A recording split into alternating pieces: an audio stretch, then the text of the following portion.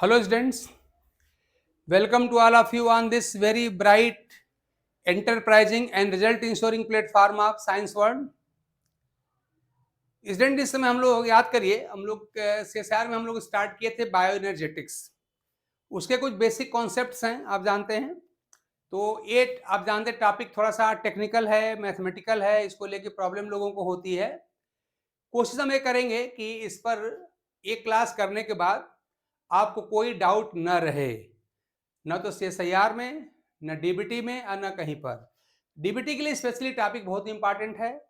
छोटे छोटे numerical mathematical calculations आते हैं, उनको आपको देखना पड़ता है। तो हम प्रयास ये करेंगे, आप भी देखिएगा कि सारे बेसिक्स को लेकर के और इन पे हम लोग डिस्कशन कर ले रहे हैं, ताकि ये टॉपिक की जो प्रॉब्लम है, जो इसकी जो थोड़ी सी टेक्निकल नेचर है, मैथमेटिकल नेचर है, उस पर आपका कमांड अच्छा बन जाए। तो एक टर्म मैंने आपसे डिस्कस किया था, मोल। हमने आपको मोल समझाया था। ये मोल वर्ड बार बार आपको मिलता है। मोल क्या होता है? ऐसे कहते हैं ना कि मोलर सोल्यूशन, नॉर्मल सोल्यूशन, ये सब बातें आपको जाननी पड़ती है। तो ऐसे भी आप जानते हैं, जब आप बायोकेमिस्ट्री का सिलेबस देखेंगे तो वहां पे लिखा हुआ है, सिलेबस में सब लिखा हुआ है, एटम्स एंड मॉलिक्यूल लिखा हुआ है, साफ साफ लिखा हुआ है। एटम्स क्या होते हैं, मॉलिक्यूल्स क्या होते हैं, डिफरेंट टाइप के बॉन्ड्स क्या होते हैं। वहां पे आप जानते हैं मोलर मास क्या होता है, एटॉमिक मास क्या होता है, इक्विवेलेंट मास क्या होता है। अगर ये सारी बातें थोड़ी थोड़ी अगर हम जानते रहें तो हमको इन सारे टर्म को समझने में और इन पर बेस्ड न्यूमेरिकल प्रॉब्लम क्रैक करने में कोई प्रॉब्लम नहीं होगी। ठीक है ना? तो हमने पिछले क्लास थोड़ा सा बताया था, मोल के बारे में बताया था। मैं जरा सा उसी का रिकैपिंग करके फिर आगे बढ़ जा रहा हूं। अगर हम लोग मोल की बात करें, ये टर्म बहुत ही पॉपुलर है, बहुत ही इंपॉर्टेंट है, बार बार यूज होगा। तो मोल की बात करें या मोल्स की बात किया जाए, अगर याद रखेगा तो मैंने बताया था आपको, एक तो आप जानते हैं कि नंबर होता है। वो नंबर क्या होता है? एवोगैड्रो नंबर आप रट लीजिए, है ना? तो मोल का मतलब होता है, पहला डिफिनेशन में क्या कहा जाए, मोल इज अ नंबर। मोल क्या है? Mole is a number. और वो नंबर क्या कहलाती है? वो एवोगैड्रो नंबर कहलाती है। नंबर आप रट लीजिए, एवोगैड्रोज नंबर है ये। और ये कितनी होती है आप जानते हैं? तो 6.022 इंटू 10⁻23 होती है। ये मैंने आपको बताया था। एकदम से छोटी सी बात है, जिस प्रकार से आप जानते हैं डजन या दर्जन का मतलब क्या होता है। तो किसी भी आइटम के 12 की संख्या को, 12 के नंबर को हम डजन कहते हैं ना, उसी प्रकार से इस नंबर को हम कहते हैं मोल, है ना? जैसे कह दिया 1 मोल ऑफ इलेक्ट्रॉन का मतलब this much number of electron, 1 mole of atom means this much number of atom, 1 mole molecule mean this much number of molecule. ये बात मैंने बताया था, याद रख लीजिए इसको आप लोग। दूसरी डिफिनेशन क्या होती है याद रखिए। मान लीजिए अगर आपका सब्सटेंस है वो एटॉमिक नेचर का है, तो देखिए ये नंबर इतनी बड़ी है कि इसको हम, हमारी पीढ़ियां, कई पीढ़ियां बीत जाएंगी तब भी हम काउंट नहीं कर पाएंगे। तो फिर प्रैक्टिकल इसका एप्लीकेशन या यूटिलिटी क्या है, याद रखिएगा। हम किसी सब्सटेंस का बिल्कुल सही सही वेट हम तौलना जानते हैं। आप जानते हैं केमिकल बैलेंस होती है, उससे आपने यूज किया भी होगा। उससे हम किसी सब्सटेंस को हम आसानी से 100% सोफिस्टिकेशन एंड एक्यूरेसी के साथ हम वे कर सकते हैं, तौल सकते हैं। तो उसे मान लीजिए सब्सटेंस आपका क्या हो, आपका कोई एटॉमिक नेचर का हो। तो एटम में आप जानिए एटम का एटॉमिक मास होता है। तो किसी भी सब्सटेंस के एटॉमिक नंबर, आप ध्यान दिए, एटॉमिक जो मास होता है उसके बराबर ग्राम में मास को हम कहते हैं 1 मोल। ये भी याद रखिएगा क्या होता है। ये होता है in case of atom. Atom के केस में क्या होता है, क्या होता है? ये होता है इक्वल टू, बराबर होता है, याद रखिएगा। इक्वल टू क्या? ये होता है, इनफैक्ट होता है मास इन ग्राम। ये होता है मास इन ग्राम होता है। और कितना होगा? Equal to atomic mass, equal to atomic mass. मैं एग्जांपल लेके अगर आप बताऊं, मान लीजिए आप कह रहे हैं सोडियम है। तो सोडियम मान लीजिए आपका है, तो सोडियम का एटॉमिक मास कितना होता है? आपको रटा होना चाहिए 23 होता है, 23 होता है ना। तो 23 ग्राम ऑफ सोडियम को हम लोग कहेंगे 1 मोल ऑफ सोडियम, है ना। इसका मतलब क्या हो जाएगा कि जितना एटॉमिक मास है उतना ग्राम, यानी 23 ग्राम्स ऑफ सोडियम का मतलब हो जाएगा 1 मोल ऑफ सोडियम। ये 1 मोल ऑफ सोडियम हो जाएगा, है ना। इसको हम आसानी से तोल लेंगे 23 ग्राम को, सिंपल सी बात है। ऐसे मान लिया आप कर रहे हैं, हम यहाँ पे कार्बन की बात कर रहे हैं, कार्बन आप जानते हैं कार्बन 12 की अगर बात करें इसके एटॉमिक मास कितना होता है, 12 होता है। तो 12 ग्राम कार्बन को हम बोल देंगे 1 मोल ऑफ कार्बन। हम क्या कर सकते हैं एग्जाम्पल के लिए कि 12 ग्राम्स ऑफ कार्बन का मतलब होता है 1 मोल ऑफ कार्बन, है ना। ऐसे कोई भी सब्सटेंस ले लीजिए, तो कोई भी आप जानते हैं एलिमेंट अगर आप लेगा, अगर वो एटॉमिक नेचर का अगर एटम है वो, तो उस एटम का जो एटॉमिक मास होता है उसके बराबर ग्राम में द्रव्यमान को, ग्राम में मास को हम कहते हैं क्या, 1 मोल कहते हैं। ये क्या होता है simply mass in gram which is equal to atomic mass of the atom, ये होता है। सिंपल सी बात समझ गए होंगे, सिंपली वे करना है, तोलना है, और केमिकल बैलेंस आसानी से हम तोल लेते हैं। ऐसे ही मान लीजिए अगर आपका आपने कहा था इनकेस आप यहाँ पे एटम कह दिया, हो सकता है ऐसे ही आपका मॉलिक्यूल हो, इनकेस आप मॉलिक्यूल ले लेते हैं अगली चीज। तो सेकेंड थिंग मान लीजिए हो सकता है जो हमारा सब्सटेंस है वो क्या हो, मॉलिक्यूल हो जाए, इनकेस ऑफ मॉलिक्यूल। अगर ये मॉलिक्यूल हो गया तब क्या करेंगे, तो आप जानते हैं जैसे एटम का एटॉमिक मास होता है वैसे मॉलिक्यूल का मॉलिक्यूलर मास होता है ना। इस बार क्या हो जाएगा कि मोल क्या हो जाएगा, यहाँ पे मोल जो होता है, मोल इज क्या होता है, मास इन ग्राम, यहाँ भी वही होता है मास इन ग्राम ही होगा, लेकिन इस बार कितना ग्राम होगा, तो मॉलिक्यूल के मॉलिक्यूलर मास के बराबर होगा। तो मास in gram which is equal to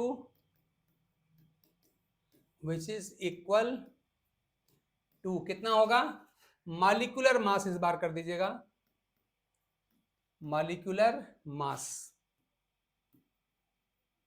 of the molecule, molecule के मॉलिक्यूलर मास के बराबर हो जाएगा, ठीक है ना। और हमने आपको मॉलिक्यूलर मास निकालना बताया था। एग्जांपल लीजिए, मान लीजिए हम कहें कि अगर H2O की, अगर वाटर की ही बात करें तो आप सब लोग जानते हैं कि मॉलिक्यूल का मॉलिक्यूलर मास कैसे निकलता है। तो सिंपली ये मॉलिक्यूल जिन जिन एटम के मिलने से बना होगा उन एटम के एटॉमिक मास को जोड़ दीजिए।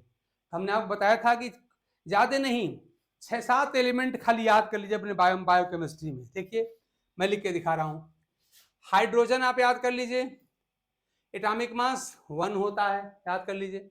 अरे भाई याद करिए पूरे बायोकेमिस्ट्री में कितने एलिमेंट हैं, कार्बन है, हाइड्रोजन है, ऑक्सीजन है, नाइट्रोजन है, फास्फोरस है और सल्फर है।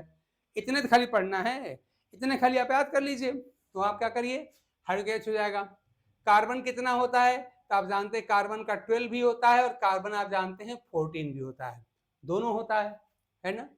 ऐसे आ जाए ऑक्सीजन पर, इसका क्या होता है आप जानते हैं, जनरली 16 होता है और 18 भी होता है, दोनों प्रकार की ऑक्सीजन यहाँ पे होती है आप जानते हैं, ठीक, याद कर लीजिए। इसी प्रकार से आप जानते हैं नाइट्रोजन जो होता है, नाइट्रोजन का क्या जनरली क्या होता है 14 होता है, लेकिन इसका जो हेवी आइसोटोप होता है वो क्या होता है ON15 होता है, ठीक। तो CHON हो गया। फास्फोरस याद रखिए इसका कितना होता है 30 होता है। सल्फर कितना होता है 35 होता है। फास्फोरस का 30 भी होता है और फास्फोरस का 32 भी होता है, ये रेडियोएक्टिव होता है ना। तो इतने से खाली आपको याद कर लेना है, इतने से अगर आप याद कर लें तो बायोकेमिस्ट्री में किसी भी मॉलिक्यूल का मॉलिक्यूलर मास आसानी से निकाल लेंगे। याद रखिए H का 1 होता है, कार्बन का 12 और 14 होता है तो दिया ही रहेगा। O का 16 भी होता है, 18 भी होता है, N का 14 होता है, 15 होता है, ये आइसोटोप 2 आइसोटोप होते हैं आप जानते हैं। P में 30 और 32 दोनों होते हैं। सल्फर का 35 होता है, लेकिन सबसे कॉमन जो होगा इसमें हेवी और रेडियोएक्टिव वाले का कोई मतलब नहीं है, तो हम जनरल को देखिए लिख दे रहे हैं यहाँ पे। H का तो 1 होता है आपको याद ही रहेगा। ऐसे C12 आप याद रखिए, O का 16 मोस्टली आप याद रखिएगा। हालांकि जब आप फोटोसिंथेसिस पढ़ेंगे जब अपने फिजियोलॉजी में, तो वहाँ पे O16 और O18 रेडियो ट्रेसर टेक्निक का यूज करके और बताया गया था, याद करिए वहां पर कि जो O2 इवाल्व होती है उसका सोर्स क्या है। तो इन रेडियोएक्टिव की भी जरूरत आपको पड़ेगी, तो पढ़ने को पूरा ही पढ़िए, लेकिन हम जो सबसे कॉमनली यूज करेंगे बायोकेमिस्ट्री में वो यही है जो मैं रेड से मैं इनसर्किल कर रहा हूँ। इसी प्रकार से जब आप डीएनए वाली जब डीएनए में लगाएंगे जब रेडियो ट्रेसर टेक्निक लगाएंगे तो आपको ये दोनों जरूरत पड़ जाएगी। हालांकि बायोकेमिस्ट्री में N14 से काम चल जाएगा, ऐसे P30 से हमारा काम चल जाएगा और S35 से भी काम चल जाएगा। हालांकि आप जिनके जिनके आइसोटोप्स हैं उन दोनों को याद रखिए। सी का 12 भी याद करिए, सी का 14 भी होता है, याद रखिएगा। ओ का 16 भी होता है, ओ का 18 भी होती है। O16 कैसी होती है? ये होती है नॉन रेडियो एक्टिव, जबकि O18 होती है रेडियो एक्टिव। सब आप याद करो भाई, CSIR की बात है, लेवल हाई होता है, आप जानते हैं। ऐसे N14 और N15, तो N14 क्या है? ये कहते हैं ये लाइट नाइट्रोजन है और ये क्या हैवी नाइट्रोजन है। ऐसे P30, P32 आपस में क्या है? आइसोटोप्स हैं। S का 35, इतना आप याद कर लीजिए। अगर अब हमको इतना याद हो गया तो क्या हम किसी मॉलिक्यूल का मॉलिक्यूलर मास नहीं निकाल लेंगे? याद रखिए, बायोकेमिस्ट्री की शुरुआत होती है एटम्स एंड मॉलिक्यूल से। एटम का एटॉमिक मास होता है, मॉलिक्यूल का मॉलिक्यूलर मास होता है। ये सब आप पढ़िए, है ना। बायोकेमिस्ट्री में हम लोग धीरे धीरे बायोमॉलिक्यूल पढ़ना शुरू कर दिए हैं, लेकिन आप अगर अपना सिलेबस लेके देखेंगे तो वहाँ पे बायोमॉलिक्यूल शुरुआत नहीं होती है। वहाँ कहाँ शुरुआत होती है? एटम्स एंड मॉलिक्यूल शुरुआत होती है। आयंस पढ़ना होता है, डिफरेंट टाइप के बॉन्ड्स पढ़ने होते हैं, तब नहीं इतना जानने के बाद उसके बाद डिफरेंट टाइप की आप जानते हैं, वहाँ पर बायो एनर्जीज पढ़नी होती हैं, एनर्जेटिक्स पढ़ना होता है, तब नहीं सारी बातें आती हैं, ठीक है ना। तो खैर उस टॉपिक को डील नहीं किया गया है, वो आपके ऊपर छोड़ दिया गया है। हालांकि बाद में हम भी इसको देख लेंगे कि मान लिया गया कि एटम्स मॉलिक्यूल के बारे में आप अच्छी तरह से जानते होंगे, इसलिए वहाँ पे हम लोग नहीं गए हैं। हालांकि उस पर भी थोड़ा सा टाइम दिया जाएगा, डिस्कशन वहाँ भी किया जाएगा, लेकिन चलिए यहाँ पर हम बात कर लेते हैं। तो अगर आपको इतना याद हो गया तो मान लीजिए हम आपसे कोई मॉलिक्यूल कह दें, मान लीजिए हमने आपसे कह दिया वाटर ही हमारा मॉलिक्यूल है। अगर वाटर हमारा मॉलिक्यूल है तो क्या इसका मॉलिक्यूलर मास नहीं निकल जाएगा? अभी पढ़ा गया, H का कितना होता है? 1 होता है। तो H के यहाँ पे 2 है, कितना हो जाएगा? ये आपका 2 × 1 हो जाएगा ना, 2 × 1 हो जाएगा। और O का आप जानते हैं जनरली 16 होता है, तो प्लस इसका कर दीजिए 16, 16 कितना हो जाएगा? 18 हो जाएगा। यानी 1 मोल वाटर का मतलब क्या हो जाएगा? 18 ग्राम्स ऑफ वाटर। बातों को रियलाइज करिए, फील करिए। यानी आपके घर कोई आए कहे कि हमको give me 1 mole of water, तो उनको 18 ग्राम पानी तौल के दे दीजिए, हो गया 1 मोल ऑफ वाटर, ठीक है ना। 18 ग्राम्स ऑफ वाटर का मतलब होता है 1 मोल ऑफ वाटर, ठीक है ना। ऐसे मान लीजिए हम आपसे कहें कुछ भी ले लीजिए, मान लीजिए मैं आपसे कह रहा हूं मैं सल्फ्यूरिक एसिड ले रहा हूं, H2SO4। कोई कहे कि हमको 1 मोल सल्फ्यूरिक एसिड प्रैक्टिकली चाहिए। मान लीजिए किसी के लैब में कोई आ गया कि हमको 1 मोल सल्फ्यूरिक एसिड आप उधार दे दीजिए, कल मैं आपका लौटा दूंगा। तो कैसे देंगे? क्या आप जो एवोगैड्रो नंबर है गिन पाएंगे उतना? अरे कई पीढ़ियां बीत जाएंगी, नहीं गिन पाएंगे हम लोग। एक तो मॉलिक्यूल दिखाई नहीं पड़ेगा। तो प्रैक्टिकल तरीका क्या है? सिंपली इसका मॉलिक्यूलर मास आप निकाल लीजिए, उतना ग्राम इनको तौल के दे दीजिए। चलिए निकालते हैं। अभी अभी हमने आपको बताया था क्या कि H का कितना होता है? H का 1 होता है, तो 2H कितना हो जाएगा? 2 × 1 हो जाएगा ये। अभी हमने कहा था सल्फर का 32 होता है, तो इसका 32 जोड़ दीजिए 32, प्लस O कितना होता है? O का 16 होता है, लेकिन यहाँ पे 4O है, कितना? 4 × 16 हो जाएगा, तो प्लस हमारा हो जाएगा 4 × 16। अब इसी को सॉल्व कर लीजिए, तो 2 × 1 कितना हो जाएगा? 2 हो जाएगा, प्लस S का हो जाएगा 32, 32 हो गया, अब प्लस 16 4 जा 64, 64 हो गया। सब जोड़ डालिए तो कितना हो जाएगा? 2 + 2 4 एंड 4 8, यहाँ पर ये हो गया 8 और 6 और प्लस 3 9, 98 हो गया। यानी आपको थोड़ा याद भी कर लेना चाहिए कि सल्फ्यूरिक एसिड का मॉलिक्यूलर मास कितना होता है। तो कितना होता है? 98 होता है। यानी सिंपली 98 ग्राम तौल के दे दीजिए, तो वह हो जाएगा 1 मोल ऑफ सल्फ्यूरिक एसिड, ठीक ना।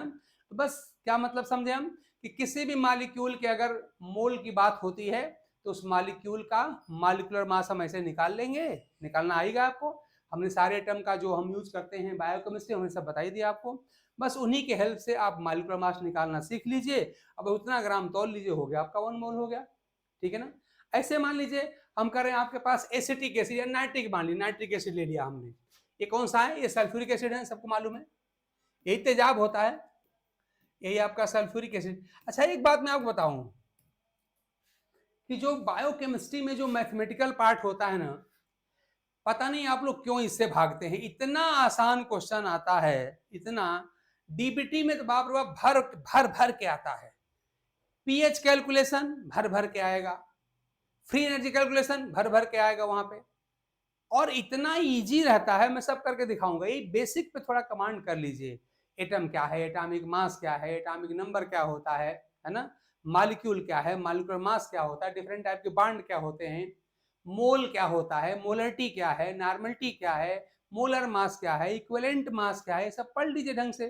थोड़ा सा लाग की वैल्यू हम देख लेंगे, हो गया काम आपका। मतलब जो मैथमेटिकल क्वेश्चंस आते हैं वो बहुत ही इजी होते हैं, और मजे की बात है कि जो पढ़ाता है या जो थोड़ा सा कमांड कर लेता है वो बड़ा अपने आप को स्मार्ट समझता है। कुछ नहीं है भाई, मैं करके आपको दिखाऊंगा, थोड़ा मन लगाइए, ये ABCD चीजें आप समझिए, और वो सारे के सारे क्वेश्चन मैं आपके सामने आपके एग्जाम के पूछे गए क्वेश्चन लिखूंगा। ये नहीं कि हमने बना के लिख दिया, कुछ नहीं। प्रीवियस PYQ हम उठाएंगे, प्रीवियस ईयर क्वेश्चन उठाएंगे और आपके सामने सॉल्व करा के दिखाएंगे, और आप खुद देखिएगा इसमें कोई दम नहीं है यार, हाई स्कूल स्तर की चीजें होती हैं, कुछ लगता उगता नहीं है। वो तो आप लोग खाली डरते हैं, जैसे केमिस्ट्री आ गई बस सरेंडर कर गए, थोड़ी सी मैथ लग गई सरेंडर कर गए। काहे सरेंडर करते हो भाई? आपने इंटरमीडिएट तक सब लोगों ने केमिस्ट्री पढ़ी है, ठीक है, थोड़ा सा भूल गया, थोड़ा सा कुछ बातें आप याद कर लीजिए उसमें से। आप सब लोग 10th तक तो मैथ पढ़े हैं ना, वही छोटा छोटा गुणा भाग की बात तो हम कर रहे हैं, क्लास 1-2 की मैथ की बात तो हम कर रहे हैं, कहाँ हम कठिन की बात कर रहे हैं भाई। यही छोटी छोटी मैथ लग के पूरी की पूरी आपकी मैथमेटिकल बायोकेमिस्ट्री साल हो जाएगी। 3-4 क्वेश्चन आपको मिल जाते हैं DBT वगैरह में, आप जानते हैं। ये सब चीजें बड़ी इजी हैं, कुछ नहीं, बस मन लगाइए, सरेंडर मत करिए। फाइटिंग इंस्टिंक्ट आपके अंदर होनी चाहिए। हाँ, हमको सीखना है, और वो सीखने में कोई लंबी चौड़ी बात नहीं पड़ती है। आप लोग थ्योरेटिकल चीजें इतना ढेर सारा ऊंचा ऊंचा हाई लेवल का पढ़ डालते हैं, ये तो बेसिक लेवल की है भाई, इसमें कौन सी बड़ी समस्या है। अभी मैं आपको इक्विवेलेंट वेट निकाल के बताता हूँ कैसे निकल जाएगा, ठीक है ना, सब निकल जाएगा, कुछ है नहीं, बहुत आसान है।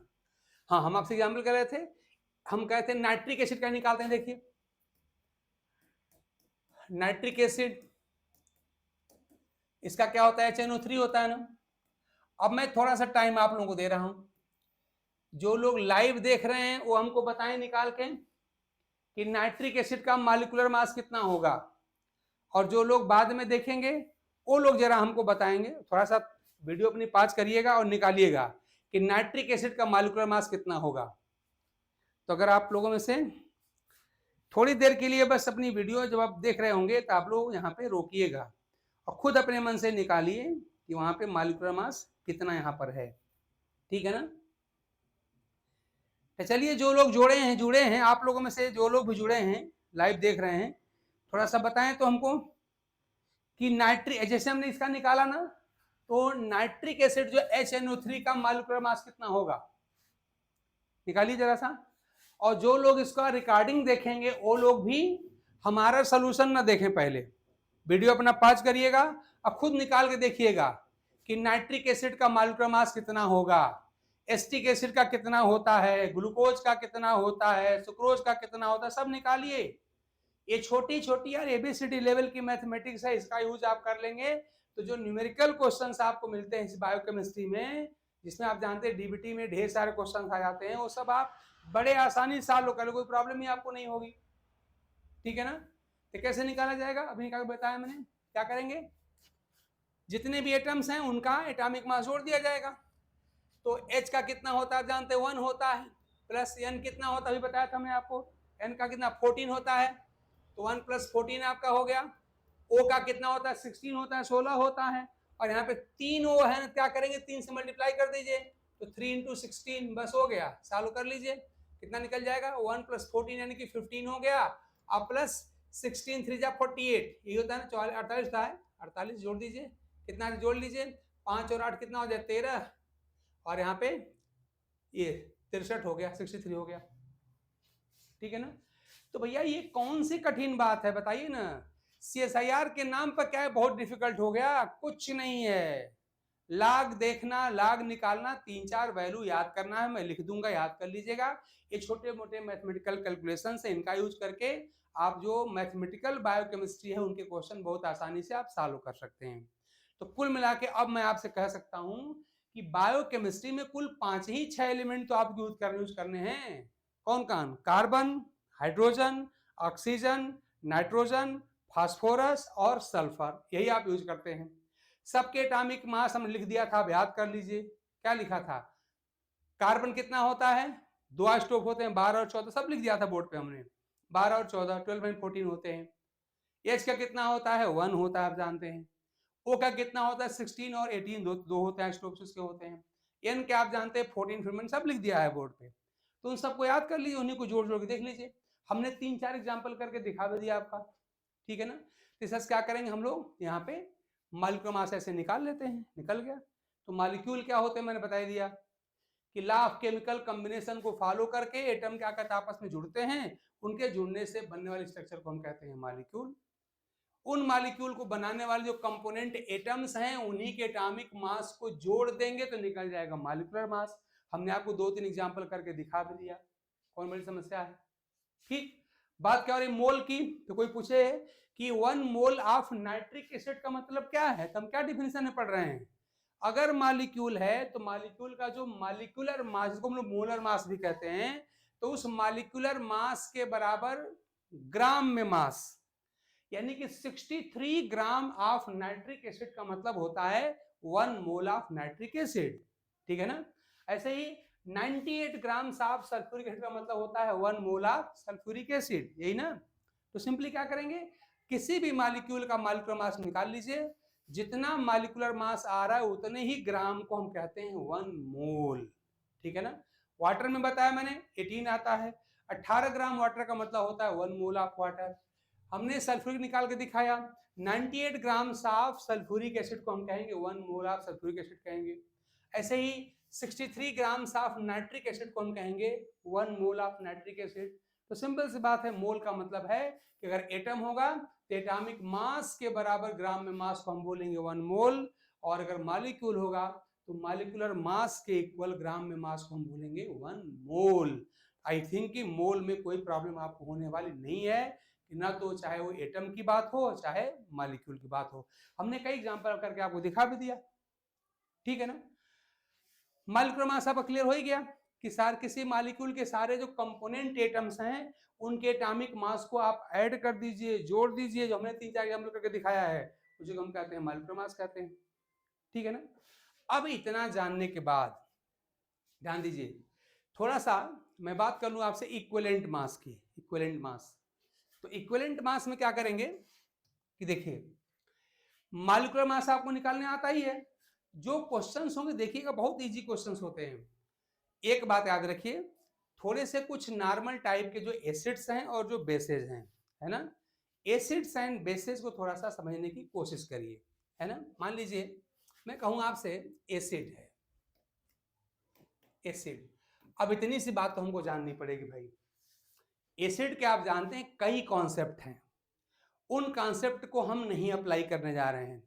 हम एसिड का सिर्फ एक कॉन्सेप्ट यूज करने जा रहे हैं, वो क्या, कि acids are those substances which liberate hydrogen ion in the aqueous medium. ऐसे सारे के सारे सब्सटेंसेज जो पानी में डाले जाने पर एक्वस मीडियम में क्या निकालते हैं, H+ आयन या प्रोटॉन्स रिलीज करते हैं, वही एसिड होता है। ठीक, एक डिफरेंस आप याद रखिए। अब देखिए हम क्या कर रहे हैं, इतनी यही लाइन आप याद, जो मैं लिख रहा हूं वही आप याद करिए, मैं एग्जांपल बना के दिखा दे रहा हूं। क्या, दो सब्सटेंसेस कह लीजिए, कंपाउंड कह लीजिए, सब बात एक ही है। Substances which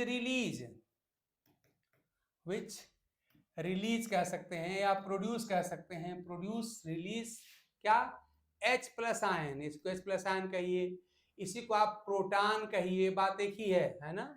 in aqueous medium या वाटर कह लीजिए, एक्वस मीडियम, ये आपका हो गया, ठीक है ना। एक पॉइंट आप याद कर लीजिए, और एक वर्ड आप और याद कर लीजिए, वो क्या है कि किसी भी एसिड के, आपने कहा कि एसिड क्या करता है, H आयन निकालता है ना, तो किसी भी एसिड को अगर हम वाटर में डालते हैं तो जितना H आयन वो प्रोड्यूस करता है उसी को हम उसकी कहते हैं बेसिसिटी कहते हैं, बेसिसिटी। हम क्या बताने का प्रयास कर रहे हैं, हम आपको इक्विवेलेंट मास बताने की कोशिश कर रहे हैं, ठीक है ना। उल्टा बोलिएगा, एसिड में बेसिसिटी होती है और बेस में एसिडिटी होती है, उल्टा बोला जाएगा। तो बात यहां पर अभी एसिड के थर्मेशन क्या होता है, बेसिसिटी होती है।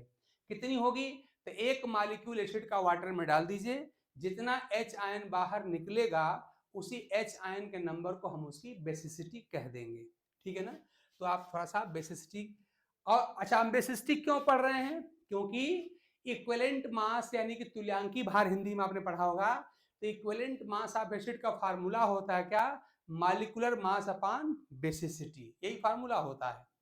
तो मॉलिक्यूलर मास निकालना हमने आपको बता ही दिया है, बेसिसिटी आपको हम बता दे रहे हैं। ठीक, देख लीजिए। तो बेसिसिटी क्या चीज है, ध्यान दीजिएगा, उल्टा बोलना है। एसिड में बेसिसिटी होती है और बेस में एसिडिटी होती है ना। तो बेसिसिटी क्या होती है, तो बेसिसिटी ध्यान एसिड की होती है, basicity of acid equal to क्या होती है, number of H plus ion produced by 1 molecule of acid in aqueous medium, जलीय माध्यम, इन एक्वस यानी वाटर में डालने पर एक्वस मीडियम। इतनी सी बात आप याद कर लीजिए। क्या याद करना है कि बेसिसिटी क्या होती है, देखिए number of H plus ion produced, आगे चाहे मत याद करिए, आप जानते हैं कि प्रोड्यूस कब होगा, जब पानी में डालेंगे। हालांकि पूरा सेंटेंस क्या है, number of H plus ions produced by 1 molecule of acid in aqueous medium. तो अगर पूरा सेंटेंस न भी बोलना, कौन आपको सब्जेक्टिव एग्जाम लिखना है भाई, तो इतने कम से कम याद कर लीजिए कि एक मॉलिक्यूल एसिड कितना H प्लस आयन निकालेगा। तो जितना H प्लस आयन प्रोड्यूस होता है by 1 molecule of acid in aqueous medium, वही कहलाता है, उसका बेसिसिटी कहलाता है। अब एग्जांपल देख लीजिए फटाफट, जो मेन हमारे एसिड्स हैं उनका देख लीजिए। मान लीजिए आपके पास समझने के लिए आपका नाइट्रिक एसिड है HNO3, ये है, इसको वाटर में आप डाल दीजिए, तो क्या करेगा, देखिए यहाँ पे एक H है, ये निकलता है, तो क्या निकलेगा, ये बदल जाएगा नाइट्रेट आयन। ये सारी बातें यार बिल्कुल हाई स्कूल लेवल की हैं। हाई स्कूल लेवल की ये थोड़ी सी मैथमेटिकल केमिस्ट्री है जो आप CSIR में पढ़ रहे हैं, और इसी को देख के आप लोग डरते रहते हैं, बिना मतलब का क्वेश्चन छोड़ के चले आते हैं। काहे छोड़ चले आते हो भाई, सरेंडर मत करो, फाइटिंग इंस्टिंक्ट रखो। एकदम हाई स्कूल लेवल की जो केमिस्ट्री है और प्राइमरी लेवल का जो मैथ होता है, वही मिलकर के CSIR में लागू होता है, ये ध्यान दीजिए आप। इसलिए बिल्कुल आप डरिए नहीं, इसलिए बहुत आसान है। एक ही H, यहाँ H निकल जाएगा, प्लस यहाँ क्या हो गया आपका, यहाँ पे H प्लस आयन आपका निकल गया, एक H निकल गया।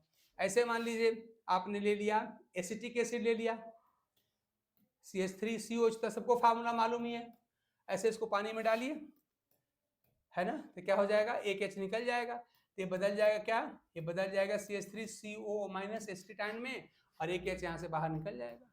ठीक है ना। तो आप देख रहे हैं हमने दो एसिड यहाँ पे लिया है, ऐसे कोई भी ले लीजिए आप एसिड। अगर कोई एसिड आप लेते हैं जो सिर्फ एक H निकालता है, तो ये क्या कहलाएंगे, कहलाते हैं मोनो बेसिक एसिड कहलाते हैं। ये कहलाते हैं मोनो बेसिक एसिड, है ना। तो इनकी बेसिसिटी कितनी हो गई, एक हो गई। ठीक है, खाली बस एक ही H तो निकल रहा है, तो जितना H निकलेगा वो इसकी बेसिसिटी हो जाएगी। ठीक है ना, आसानी निकल जाएगा। ऐसे हमारे थोड़ा एग्जांपल लूं, मान लीजिए हमने यहाँ पे ले लिया H2SO4, अगर सल्फ्यूरिक एसिड ले लिया जाए और इसको मान लिया अगर हम एक्वस मीडियम यानी कि वाटर अगर हम डालेंगे, तो क्या हो जाएगा, ध्यान दीजिएगा कि यहाँ पे देखिए 2H है, 2H निकल जाएगा। यहाँ क्या निकलेगा, यहाँ बनेगा sulphate ion SO4 minus minus, और यहाँ पे 2H प्लस निकल जाएंगे, है ना, ये हो जाएगा। ऐसे आप जानते हैं कि आपका होता है कार्बोनिक एसिड होता है H2C2O4, ऑक्जेलिक एसिड होता है इनफैक्ट, तो आपका हो जाएगा H2C2O4, इसको वाटर में डाल लीजिए, ये ऑक्जेलिक एसिड है ये, तो क्या हो जाएगा, देखिए यहाँ पर 2H निकल रहे हैं, यहाँ पे बन जाएगा ऑक्जेलेट एसिड, बन जाएगा ऑक्जेलेट आयन C2O4, ये C2O4 आपका बन जाएगा, ये बन जाएगा ऑक्जेलेट आयन बन जाएगा, और यहाँ से 2H बाहर निकल जाएगा। सब साफ साफ दिख रहा है आपको। तो जितना H बाहर निकलेगा उतना बेसिक कहलाएगा। इसे हम क्या बोलेंगे, इसे हम बोलेंगे डाई बेसिक एसिड, है ना। ये हमारा हो गया क्या, ये हो गया हमारा डाई बेसिक एसिड। देखिए दो निकल गया, देखिए दो निकल गया दिखाई पड़ रहा है यहाँ पे दो, तो अब क्या हो गया, डाई बेसिक हो गया, डाई बेसिक एसिड हो गया। ठीक है ना। ऐसे ही अगर आप फास्फोरिक एसिड देखेंगे, H3PO4 होता है, तो वहां पे 3H बाहर निकलते हैं, इसे कहते हैं ट्राई बेसिक कहते हैं। तो सब चीजें बड़ी सिंपल से हैं, कुछ है नहीं, जान लीजिए, बहुत आसान है। अगला मान लो हमने कर दिया फास्फोरिक एसिड, तो आपका होता है ये H3PO4 होता है। इसको वाटर में डाल दीजिए तो क्या निकलेगा, देखिए यहाँ पे 3H दिखाई पड़ रहा है, 3H निकल जाएगा, तो ब्रेक हो जाएगा phosphate ion PO4 minus minus minus, और यहाँ से 3H यहाँ से बाहर निकल जाएगा। तो जितना H बाहर निकलेगा उतना बेसिक आप कह दीजिए, तो क्या कहलाएगा, ये कहलाएगा ट्राई बेसिक एसिड। इनकी बेसिसिटी कितनी, 3 हो गई, तो आपका ये हो जाएगा ट्राई बेसिक एसिड। ठीक है ना, ये हो गया आपका। अब इसका हम यूज किस में करने वाले हैं, इसका इक्विवेलेंट वेट निकालने में हम इसका यूज करने वाले हैं। ठीक है ना, फार्मूला देख लीजिए, एसिड की बात हो रही है, तो इक्विवेलेंट वेट ऑफ जो एसिड जो होता है, या इक्विवेलेंट मास भी आप कहते हैं, इक्विवेलेंट मास ही लिख ले रहे हैं, मास ऑफ एसिड, कितना फार्मूला होता है इसका, होता है मॉलिक्यूलर मास, मॉलिक्यूलर मास अपान बेसिसिटी। ये फार्मूला देख के डर मत जाइएगा आप लोग, कुछ है नहीं, बहुत आसान सा है, मॉलिक्यूलर मास अपान बेसिसिटी। अब देखिए, मान लीजिए एग्जांपल के लिए मैं आपसे कहूं कि equivalent mass of nitric acid निकालिए HNO3, तो आपको साफ साफ दिखाई पड़ रहा है कि यहां पर H एक ही तो है खाली, देखिए जरा सा, यहां पे एक ही तो H दिखाई पड़ रहा है, इसका मतलब इसकी बेसिसिटी कितनी होगी, बेसिसिटी एक ही तो खाली होगी। इसका मतलब क्या हुआ, इसके मॉलिक्यूलर मास में 1 से भाग देना है, और क्या 1 से भाग देने पर, 1 से डिवाइड करने पे कोई नंबर बदलेगा, नहीं बदलेगा ना। इसका मतलब क्या समझे हम लोग, कि जितने भी मोनोबेसिक एसिड होते हैं जिनमें खाली एक H निकालने की कैपेसिटी होती है, जो एक H खाली निकालते हैं, उनका मॉलिक्यूलर मास और इक्विवेलेंट मास बराबर होता है। भाई यहाँ पे क्या करेंगे, मॉलिक्यूलर मास अपान 1 लिखेंगे, तो जब किसी को 1 से डिवाइड करेंगे तो वही रह जाएगा।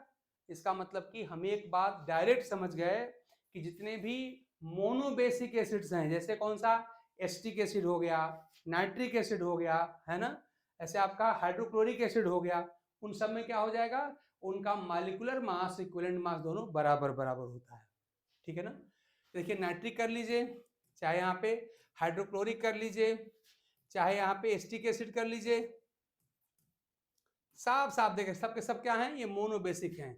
इनका कैरेक्टर क्या है, ये है सबके सब ये मोनोबेसिक एसिड्स हैं, ये मोनोबेसिक एसिड हैं, है ना। और इनके लिए क्या याद रखना है आपको, कि इनका इक्विवेलेंट मास और मॉलिक्यूलर मास दोनों बराबर बराबर होता है। क्या होता है, इनके लिए क्या होता है, equivalent mass is equal to molecular mass, और मॉलिक्यूलर मास निकालना मैंने आपको बता दिया था। हो गया, ठीक। तो जितने एसिड्स मोनोबेसिक एसिड्स हैं जिनसे खाली एक H बाहर निकलता है, एग्जांपल आपके सामने है, उनका जो इक्विवेलेंट मास होता है वो मॉलिक्यूलर मास के बराबर ही होता है। क्यों, क्योंकि जो फार्मूला है वो मॉलिक्यूलर मास अपान बेसिसिटी है, और इनकी बेसिसिटी कितनी होती है, 1 होती है। तो मॉलिक्यूलर मास अपान 1 जब करेंगे तो मॉलिक्यूलर मास के बराबर ही तो रहेगा। तो सिंपल सी बात है, जितने भी आपके मोनोबेसिक एसिड्स होते हैं उनका मॉलिक्यूलर मास और इक्विवेलेंट मास क्या होता है, दोनों बराबर बराबर होता है, इसमें कोई डिफरेंस नहीं होता है। ठीक, लेकिन मान लीजिए अगर हम डाइबेसिक एसिड की बात करें, सल्फ्यूरिक एसिड की, तो मान लीजिए अगर हम वही सेम फार्मूला अप्लाई करें किसके लिए, equivalent mass of sulphuric acid, mass of H2SO4, तो आप जानते हैं कि H2SO4 कैसा है, डाइबेसिक एसिड है ना, देखिए 2 निकालता है, तो आप जानते हैं इसका जो बेसिसिटी कितनी होती है, 2 होती है, देखिए 2 H निकलेगा, तो आपका जो बेसिसिटी हो गया वो कितना हो गया, 2 हो गया। और इक्विवेलेंट मास का फार्मूला हम लोग जानते ही हैं, इक्विवेलेंट मास इक्वल टू कितना हो जाएगा, मॉलिक्यूलर मास, मॉलिक्यूलर मास अपान बेसिसिटी ना, अपान बेसिसिटी। अभी हमने निकाल के दिखाया था कि H2SO4 का मॉलिक्यूलर मास कितना होता है, 98 होता है। तो कितना आपका हो जाएगा 98 अपान बेसिस टी, देखिए 2H यहाँ पर है तो 2 कितना आ जाएगा 49, है ना। तो इस तरह से मान लीजिए अगर कोई आपका डाई बेसिक एसिड है तो क्या हो जाएगा, इक्विवेलेंट मास कितना हो जाएगा, मॉलिक्यूलर मास का आधा हो जाएगा, आधा हो जाएगा। ट्राई बेसिक में क्या हो जाएगा, मॉलिक्यूलर मास अपान 3 यानी 1/3 हो जाएगा। तो इस तरह से आप देख रहे हैं कितना आसान सा है भाई। कौन सा एसिड आपको बताया, एकदम ना सब नॉर्मल एसिड्स रहेंगे। फार्मूला आप एक आध बार लिख लिख के प्रैक्टिस कर लीजिए। बेसिसिटी मैंने आपको बता ही दिया, जितना एच निकलेगा उसकी बेसिसिटी होती है, तो मॉलिक्यूलर मास को बेसिसिटी से भाग दे दीजिएगा, हो गया इक्विवेलेंट मास निकल गया आपका, ठीक है ना। अब जरा ध्यान दीजिए, जब आप कहांगे नॉर्मल सोल्यूशन, ये वर्ड बार बार आया है, देखिए क्वेश्चन अपना, तो नॉर्मल सोल्यूशन का मतलब क्या होता है, ध्यान दीजिएगा कि 1 लीटर सोल्यूशन में उस सब्सटेंस के इक्विवेलेंट मास के बराबर अमाउंट डिजॉल्व्ड है। ये बात ध्यान दीजिएगा, 2 वर्ड यहाँ पे खूब यूज किए गए हैं क्वेश्चंस में, और उसी को देख के आप लोग भागते हैं। पहला क्या है, मोलर सोल्यूशन, ध्यान दीजिए मोलर सोल्यूशन, इसका मतलब क्या होता है कि 1 लीटर जो सोल्यूशन का होता है, 1 लीटर ऑफ सोल्यूशन कितना है, कंटेन्स, उसके अंदर कितना है, उस सब्सटेंस के मॉलिक्यूलर मास के बराबर वहां पे अमाउंट डिजॉल्व्ड है ना, याद रखिएगा। मोल का मतलब क्या है कि 1 लीटर ऑफ सोल्यूशन कंटेन्स कितना, 1 मोल ना, 1 मोल ऑफ सब्सटेंस, और 1 मोल का मतलब ही आपको हम बताए थे क्या, कि मास इन ग्राम, मास इन ग्राम कितना, इक्वल टू मॉलिक्यूलर मास, यही बताया गया था ना। आज हमने सब प्रैक्टिस करा दिया, एक आध बार देखेंगे सब याद हो जाएगा। Equal to molecular mass, molecular mass. जैसे एग्जांपल के लिए हम कहें कि molar solution of sulphuric acid का मतलब क्या होगा, कि 1 लीटर जो सल्फ्यूरिक एसिड होगा उसमें क्या होगा, 98 gram of sulphuric acid dissolve होगा, उसका मतलब हो जाएगा molar solution of sulphuric acid, ठीक है ना। लेकिन वही जब कहेगा नॉर्मल सॉल्यूशन, तब क्या करेंगे, नॉर्मल में मॉलिक्यूलर मास नहीं, इक्विवेलेंट मास के बराबर अमाउंट को डिजॉल्व किया जाएगा। यही बात थोड़ा समझना है कि जब आपसे मोलर सॉल्यूशन कहेगा या कैपिटल एम कह लिख दिया जाए, इसका मतलब क्या है कि 1 लीटर सॉल्यूशन में कितना है, उस सब्सटेंस के मॉलिक्यूलर मास के बराबर ग्राम में मास डिजॉल्व्ड है। एग्जांपल के लिए अगर बात हो रही सल्फ्यूरिक एसिड की, तो उसके 1 लीटर में 98 ग्राम सल्फ्यूरिक एसिड वहां पे डिजॉल्व्ड है, ठीक है ना। ऐसे ही अगला जो टर्म क्या मिलता है, मिलता है नॉर्मल सॉल्यूशन, नॉर्मल। तो नॉर्मल लिखा हो या मान लीजिए कैपिटल एन लिखा हो, नॉर्मल सॉल्यूशन को ही कहीं पर भी अगर आपको कैपिटल एन लिख के मिले, इस तरह से कैपिटल एन लिख के मिले, इसका मतलब क्या है, नॉर्मल सॉल्यूशन। इसका मतलब क्या होता है कि 1 लीटर सॉल्यूशन में उस सब्सटेंस के इक्विवेलेंट मास के बराबर अमाउंट डिजॉल्व्ड है, और हमने आपको एसिड का इक्विवेलेंट मास निकालना बता दिया है। आप क्या करेंगे, मॉलिक्यूलर मास को डिवाइड किससे करेंगे, बेसिसिटी से। बेसिसिटी क्या होती है सब बता दिया हमने, कि अगर मॉलिक्यूल को वाटर में डालते हैं तो कितना एच बाहर निकलता है। इस वीडियो को जरा सा आप लोग पॉज करके थोड़ा सा स्पीड बल्कि स्लो करके धीरे धीरे देख लीजिएगा, सब कुछ सॉल्व आपका हो जाएगा, ठीक। तो क्या हो जाएगा, ये होता है ना, क्या होता है, मतलब ये हुआ कि 1 लीटर जो होगा, 1 लीटर ऑफ जो 1 लीटर ऑफ सोल्यूशन कितना होगा, इसमें कंटेन्स, इसके अंदर होता है कितना, इक्विवेलेंट मास के बराबर, कंटेन्स क्या है, अमाउंट ऑफ सब्सटेंस कंटेन्स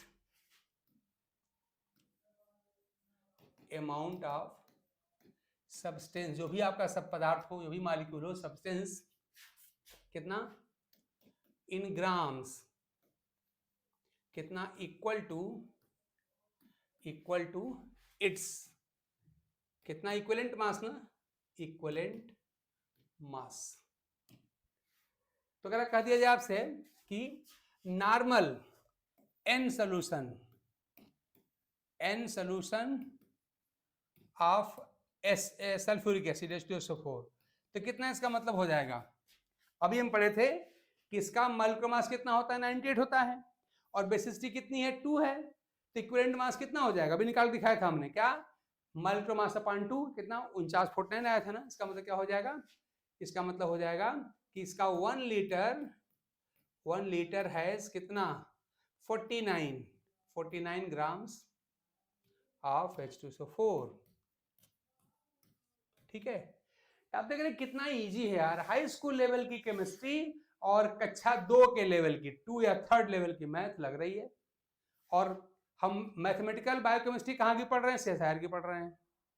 तो कुछ है नहीं, बस थोड़ा सा आप लोग डर के भागने की कोशिश मत करेंगे, हमको हमसे नहीं हो पाया। क्यों नहीं हो पाएगा यार? क्या आपको ये सब नहीं आता है? एच का एटॉमिक मास नहीं आता है, एस का एटॉमिक मास नहीं आता, सब लिख तो दिया मैंने, याद कर डालिए। मोलर मास निकालना मैंने आपको बता ही दिया है। छोटा डिवीजन क्या है, 1 का भाग देना है, 2 का भाग देना है, 5 का भाग देना है, छोटा छोटा गुणा करना है, जोड़ करना है, सब हिंदी में तो पढ़ा रहे हैं यार, अब क्या चाहिए आपको? ठीक, तो छोटी छोटी बातें कतई मत भागिए। और देखिए, इतनी सी बात को सीख लेने के बाद आप जितनी भी मैथमेटिकल बायोकेमिस्ट्री है वो बड़े आराम से आप सॉल्व कर लेंगे। और मजे की बात यही है यार कि बस हाई स्कूल लेवल की केमिस्ट्री और प्राइमरी लेवल की मैथ लगती है, और हम CSIR लेवल की बायोकेमिस्ट्री क्वेश्चन सॉल्व कर लेते हैं। तो इसमें लगिए, है ना। DBT में स्पेशली आप बड़ा मजा आएगा, ढेर सारे क्वेश्चन आपको आसानी से मिल जाएंगे।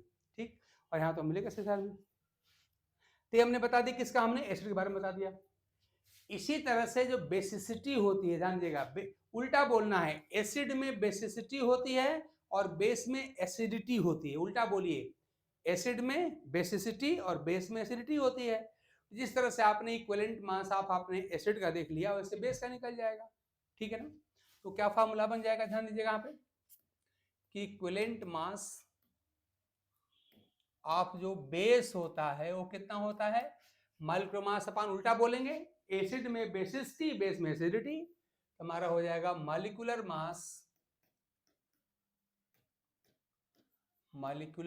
मास अपॉन क्या हो जाएगा, बेस में एसिडिटी होगी ना, एसिडिटी।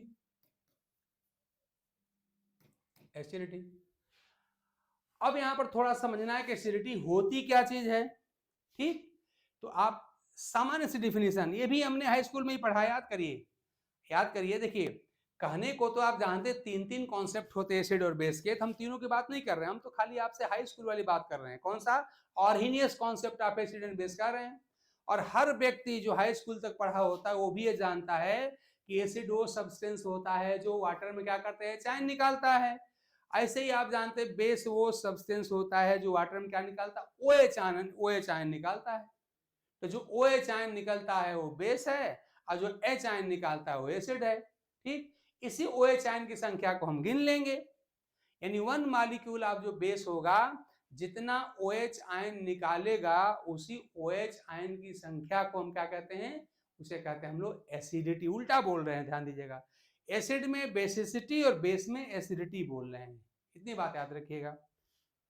तो हमें यहाँ क्या लिखने जा रहे हैं कि देखिए एसिडिटी क्या होती है।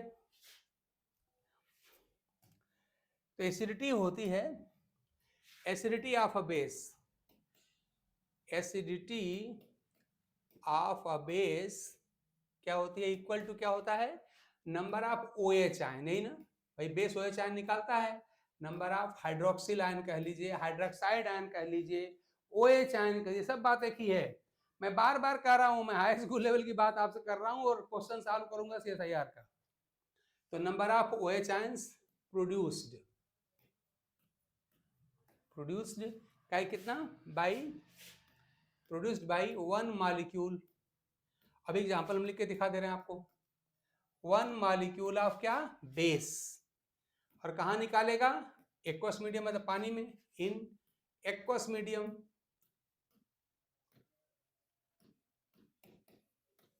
ठीक ना। तो किसी भी बेस का एक मॉलिक्यूल, 1 मॉलिक्यूल एक्वस मीडियम में मतलब वाटर में जितना OH आयन निकालेगा उसी OH आयन के नंबर को हम कहते हैं इसकी क्या, उल्टा बोलना है, बेस में एसिडिटी कहते हैं। एग्जांपल देखिए जरा से, यहां पर हम ले रहे हैं यहाँ पे हम ले रहे हैं NaOH, देखिए सोडियम हाइड्रोक्साइड बड़ा पॉपुलर है, NaOH है ना। इसको कास्टिक सोडा भी कहा जाता है NaOH को। इसको वाटर में डालिए और एकदम यार साफ साफ देखो दिखाई पड़ रहा है NaOH में एक ही OH तो है। तो जब इसके फार्मूले में ही ओनली 1 OH तो निकालेगा, 5 OH निकालेगा, कहां से निकालेगा भाई, 1 OH निकालेगा। तो क्या हो जाएगा, ये बदल जाएगा आपका Na प्लस और एक निकल जाएगा OH आयन, एक ही तो निकला। तो जितना OH आयन निकलेगा वही उसकी एसिडिटी कहलाएगी। यानी मोनो एसिडिक बेस है, इसमें खाली एक ही OH निकालने की कैपेसिटी है। इसी प्रकार से हम कास्टिक पोटास जानते हैं, KOH, याद रखिए इसका नाम है कास्टिक पोटास। ठीक, इसको वाटर में डालिए, तो वाटर में डालने पे कितना OH निकलेगा इसको रटने की क्या जरूरत है भाई। अगर हमको फार्मूला खाली पता है KOH, हाँ थोड़ा सा देखिए क्वेश्चन हमने देखिएगा तो क्वेश्चन में क्या कर दिया है, कास्टिक पोटास लिख दिया है, इसको कास्टिक सोडा लिख दिया है। तो सोडा सोडियम से, अब पोटास पोटेशियम से, तो NaOH को हम कहते हैं कास्टिक सोडा, सोडियम, सोडियम से सोडा बन गया है। इसको कहते हैं कास्टिक पोटास, पोटास मतलब पोटेशियम। थोड़ी सी बात याद कर लीजिए। तो वही जब मान लीजिए का नाम लिख देगा तब तो भाई थोड़ा सा प्रॉब्लम होगी। प्रॉब्लम क्या होगी, इतनी बात तो हमको आती है। कास्टिक पोटास मतलब पोटेशियम हाइड्रोक्साइड और कास्टिक सोडा मतलब सोडियम हाइड्रोक्साइड।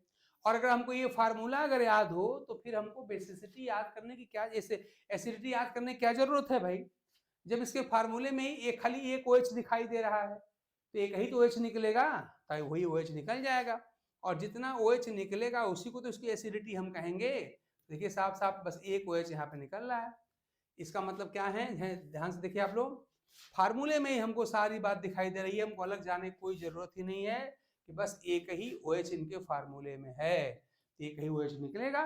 इसका मतलब साफ साफ देख रहे हैं कि 1 मॉलिक्यूल चाहे सोडियम हाइड्रोक्साइड का हो और चाहे 1 मॉलिक्यूल पोटेशियम हाइड्रोक्साइड का हो, दोनों के दोनों जो एक ही OH निकालते हैं। इसका मतलब इनकी एसिडिटी कितनी हो गई, एक, ओनली 1 हो गई।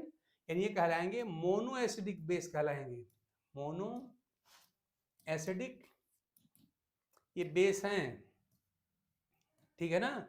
और इनके लिए क्या करेंगे, साफ साफ फार्मूला दिखाई पड़ रहा है कि इक्विवेलेंट मास कितना होता है, मॉलिक्यूलर मास अपॉन एसिडिटी। ठीक, तो इनकी एसिडिटी एक ही तो है और इसका मतलब यहाँ पर भाग के यानी डिवीजन खाली एक से करेंगे। इसका मतलब कि जितने भी मोनो एसिडिक बेस होते हैं उनका इक्विवेलेंट मास मॉलिक्यूलर मास के बराबर होता है। साफ साफ दिख रहा है आपको, कुछ नहीं रटना है। तो चाहे सोडियम हाइड्रोक्साइड हो चाहे पोटेशियम हाइड्रोक्साइड हो, जितने भी मोनो एसिडिक बेस हैं उनका जो मॉलिक्यूलर मास होता है उसके बराबर ही इक्विवेलेंट मास भी होता है। क्यों होता है, अपान एसिडिटी करेंगे, एसिडिटी इनकी 1 होती है और किसी भी नंबर को 1 से डिवाइड करेंगे तो उतना ही जाएगा। इसका मतलब जिस प्रकार से मोनो बेसिक एसिड में हमने कहा था कि मॉलिक्यूलर मास इक्विवेलेंट मास के इक्वल होता है, उसी तरह से मोनो जो एसिडिक यहाँ पर बेस हैं उनका भी मॉलिक्यूलर मास इक्विवेलेंट मास के बराबर होता है। ठीक है, यही चीज है। लेकिन कुछ ऐसे भी हैं जिनके पास क्या दो दो OH होते हैं, जिसे हम कहते हैं डायसिडिक बेस। जैसे मान लीजिए हम कहें हमारे पास मैग्नीशियम हाइड्रोक्साइड है MgOH, आप जानते हैं Mg की वैलेंसी 2 होती है ना, तो हो जाएगा मैग्नीशियम हाइड्रोक्साइड। अगर फार्मूला मालूम है तो हमें कुछ नहीं याद करना है, वाटर में जैसे आप डालेंगे साफ साफ 2 OH दिखाई पड़ रहा है, दोनों OH बाहर निकल जाएगा। यहाँ क्या मिलेगा हमको, हमको मिलेगा यहाँ पर Mg++ और 2 OH मिलेगा +2 OH।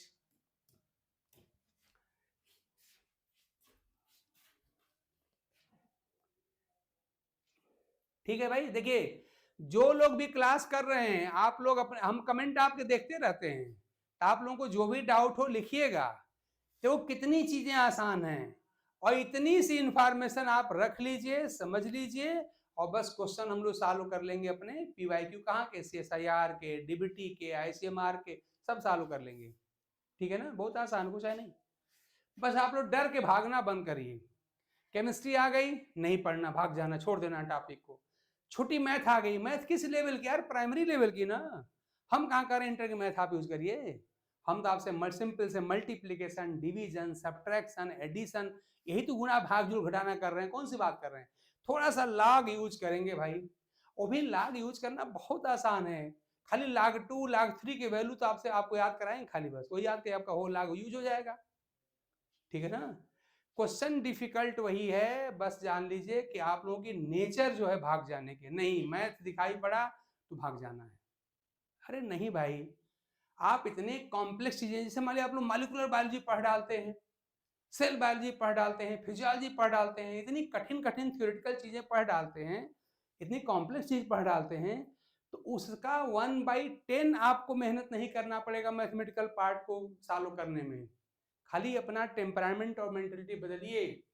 थ्योरेटिकल चीजें इतनी कठिन कठिन आप पढ़ डालते हैं, पढ़ने में लंबा चौड़ा टाइम भी लगाते हैं, यहाँ कौन सी बात है यार, छोटी छोटी चीजें हैं, उन्हीं को थोड़ा सा एग्रीगेट कलेक्ट कर लीजिए, इसका यूज करके अपना सॉल्व हो जाएगा। वो 3-4 क्वेश्चन आपको मिल जाएंगे बड़े आराम से, डीबीटी होगा तो या सीधे में मिल जाएगा। तो बस भागना नहीं है, बस चीज़ों को थोड़ा सा समझने की कोशिश करनी है बस। इस और देखिए कुछ नहीं, एक आध बार इस वीडियो को जरा ढंग से देख लीजिएगा। आप छोटी छोटी बातें हैं, मैं आपको बार बार याद दिलाता रहता हूँ यार, क्या हाई स्कूल लेवल में, इसीलिए जानबूझ के बोलता हूँ ताकि आपका थोड़ा सा मोरल हाई हो कि यार हम तो एमएससी पास किए हैं, पढ़ना है क्या हाई स्कूल लेवल का पढ़ना है, प्राइमरी क्लास की मैथ पढ़नी है। खाली एक लॉग हम यूज करेंगे जो प्राइमरी में नहीं पढ़ाया जाता, हाई स्कूल में पढ़ाया जाता है, वो भी छोटा छोटा लॉग यूज कर, कोई कठिन वाला लॉग यूज नहीं किया जाएगा, बहुत आसान सा लॉग होगा वो। तो वही एक है जो प्राइमरी क्लास में नहीं है। बाकी आप जानते हैं गुणा भाग जोड़ घटाना जिसको सामान्य भाषा में बोलते हैं, उसी को थोड़ा सा अंग्रेजी में बोलते हैं एडिशन, सब्ट्रैक्शन, डिवीजन, मल्टीप्लीकेशन। गुणा भाग जोड़ घटाना ही तो, और क्या है, और क्या है भाई, वो भी छोटे छोटे, कौन सा बड़ा दिखाई पड़ रहा है। तो बस खाली आप साइंटिफिक जो है थोड़ा सा मैथमेटिकल टेम्परामेंट बनाइए, थोड़ी सी केमिस्ट्री शामिल करिए। भाई बायो केमिस्ट्री आपको पढ़ना है, मैथमेटिकल पार्ट पढ़ना है, तो बस इसके लिए भी कोई ज़्यादा मेहनत नहीं करना है, बस खाली सोच बदलिए। ये नहीं कि बस मैथ देखते भाग खड़े हुए, काहे भाग खड़े हो रहे हैं भाई, है क्या इसमें, छोटा छोटा गुणा भाग जोड़ घटाना ही तो है सामान्य हिंदी में बात करें तो, और क्या है इसमें, कुछ नहीं है। Acidity, basicity, equivalent mass, molecular mass, देखने में लग रहा है कितना हाई फाई, कुछ नहीं हाई फाई है। आपके सामने में पूरा करके दिखा तो दिया, कौन सा हाई फाई है बताइए आप होना, कुछ है हाई फाई, कुछ नहीं है। मोल कॉन्सेप्ट, बस भाई बोलने से लगता है कि लग रहा है कोई कोई रॉकेट साइंस आ गया, कोई साइंस नहीं है भाई, कोई नहीं है, सब छोटी छोटी इंफॉर्मेशन है, मैंने पूरा करके आपको दिखा दिया, बस खत्म ही होने वाला है, ठीक है ना। आई थिंक ये प्रॉब्लम आप लोगों को बिल्कुल नहीं हो रही होगी, होगी भी क्यों, लेवल क्या है, खाली बस माइंड सेट की बात है। अपना माइंड सेट बनाइए, देखिए कितना आसान हो जाता है, और ऐसा करके बाकी लोगों से आप लीड ले लेंगे, बाकी लोग छोड़ के भाग जाएंगे, आप इनके साथ जूझ लीजिए, थोड़ा सा प्रैक्टिस कर लीजिए, मन लगा लीजिए, बात बन जाएगी आपकी, 2-4 क्वेश्चन आपका एक्स्ट्रा हो जाएगा। चलिए निकालते हैं। अब मान लीजिए यहाँ साफ साफ दिखाई पड़ रहा है कि MgOH में क्या है, अगर आपको फार्मूला याद रहे, थोड़ी सी बैलेंसी अगर याद रखिए ना, कि मैग्नीशियम की बैलेंसी 2 होती है, थोड़ा सा और याद करने का मन करे तो क्या करें आप, देखिए एक और मैं बात बता दूं, आप जैसे थोड़ी सी पीरियोडिक टेबल आप पढ़े हैं ना, याद करिए, यहाँ पे लिथियम, सोडियम, पोटेशियम, बस खाली 3, रुबिडियम, सीजियम, फ्रेंसियम भी होता है, उनको छोड़ दीजिए, उनकी जरूरत नहीं पड़ने वाली। इनकी वैलेंसी कितनी, जो फर्स्ट ग्रुप के हैं, ये ध्यान दीजिए फर्स्ट ग्रुप के एलिमेंट हैं, तो जो इनका ग्रुप नंबर होता है वो इनकी वैलेंसी होती है, वैलेंसी इनकी एक होती है। पूरा ग्रुप पढ़ने की हम बात भी नहीं कर रहे हैं, हम नहीं कर रहे हैं कि lithium, sodium, potassium, rubidium, caesium, francium पढ़िए, नहीं, खाली 3 पढ़िए, लिथियम को छोड़ दीजिए, सोडियम पोटेशियम याद कर लीजिए, वैलेंसी इनकी एक होती है, ठीक है ना। सेकंड ग्रुप में चले जाइए, कौन सा होता है, आप देखिए वहां पर होता है बेरिलियम, होता है beryllium, magnesium, calcium, strontium, barium और रेडियम, इतने होते हैं, तो सबको छोड़ दीजिए, कुछ मत करिए, बस खाली 2 को याद करिए, मैग्नीशियम और कैल्शियम, इन्हीं का बस कंपाउंड पूछा जाता है। भाई आपको पूरा पढ़ना है तो आप लोग 10th पास तो सब लोग हैं ना, 10th में आपकी पीरियोडिक टेबल थी, याद करिए, कक्षा 10 में था पीरियोडिक टेबल, अभी भी है, तो पूरा क्या है, beryllium, magnesium, calcium, strontium, barium और रेडियम पूरा है, सब छोड़ दीजिए, कुछ नहीं, खाली मैग्नीशियम और कैल्शियम याद करिए, इनकी वैलेंसी 2 होती है, क्योंकि सेकंड ग्रुप के एलिमेंट है ना, तो इतनी बात थोड़ा याद कर लो भाई। क्लास 10th की मैं सारी कहानी क्लास 10th की बोल रहा हूँ, कि जो होता है ग्रुप नंबर वाइज की वैलेंसी होती है, वैलेंसी इसकी 2 हो गई, ठीक है ना। इसलिए यहाँ पे देखिए OH ट्वाइस लिखा हुआ है, Mg की वैलेंसी 2 होती है, यहाँ देखिए OH के आगे यहाँ पे 2 लिख दिया हुआ है, ठीक है ना। ऐसे ही थोड़ा सा एक बात और याद कर लीजिए, आयरन और एल्यूमिनियम, इन दोनों का भी सबसे कॉमन वैलेंसी 2 ही होता है, 3 होता है, ये जो होते हैं इनके ट्राई वैलेंट हैं। आप खाली चुन चुन के उन एलिमेंट को याद करिए जो वास्तव में पॉपुलरली हमारे कोर्स में आते हैं, अब सबकी बात होने का एल्यूमिनियम की पूरी बैलेंस शीट पूछे, boron, aluminium, gallium, indium, thallium सब होता है, तो सब मत पढ़िए, कोई आवश्यकता नहीं है, खाली एल्यूमिनियम याद करिए, ठीक है ना। आयरन याद कर लीजिए, हो गया आपका। सल्फर की वैलेंसी 2 होती है, ऑक्सीजन की वैलेंसी 2 होती है, हाइड्रोजन की वैलेंसी 1 होती है, फास्फोरस की वैलेंसी 3 होती है। यही तो 8-10 कुल मिला के हैं कितने, तो थोड़े से खाली बस 4, 5, 7, 6, 7 एलिमेंट हैं, उनकी वैलेंसी याद कर लीजिए। हम पूरी केमिस्ट्री की बात आपसे कर नहीं रहे हैं, हम खाली आप अपनी बायोकेमिस्ट्री की किताब खोलिए, कुल मिला के 7 ही एलिमेंट दिखाई पड़ेंगे। कौन कौन? Carbon, hydrogen, nitrogen, oxygen, phosphorus और सल्फर।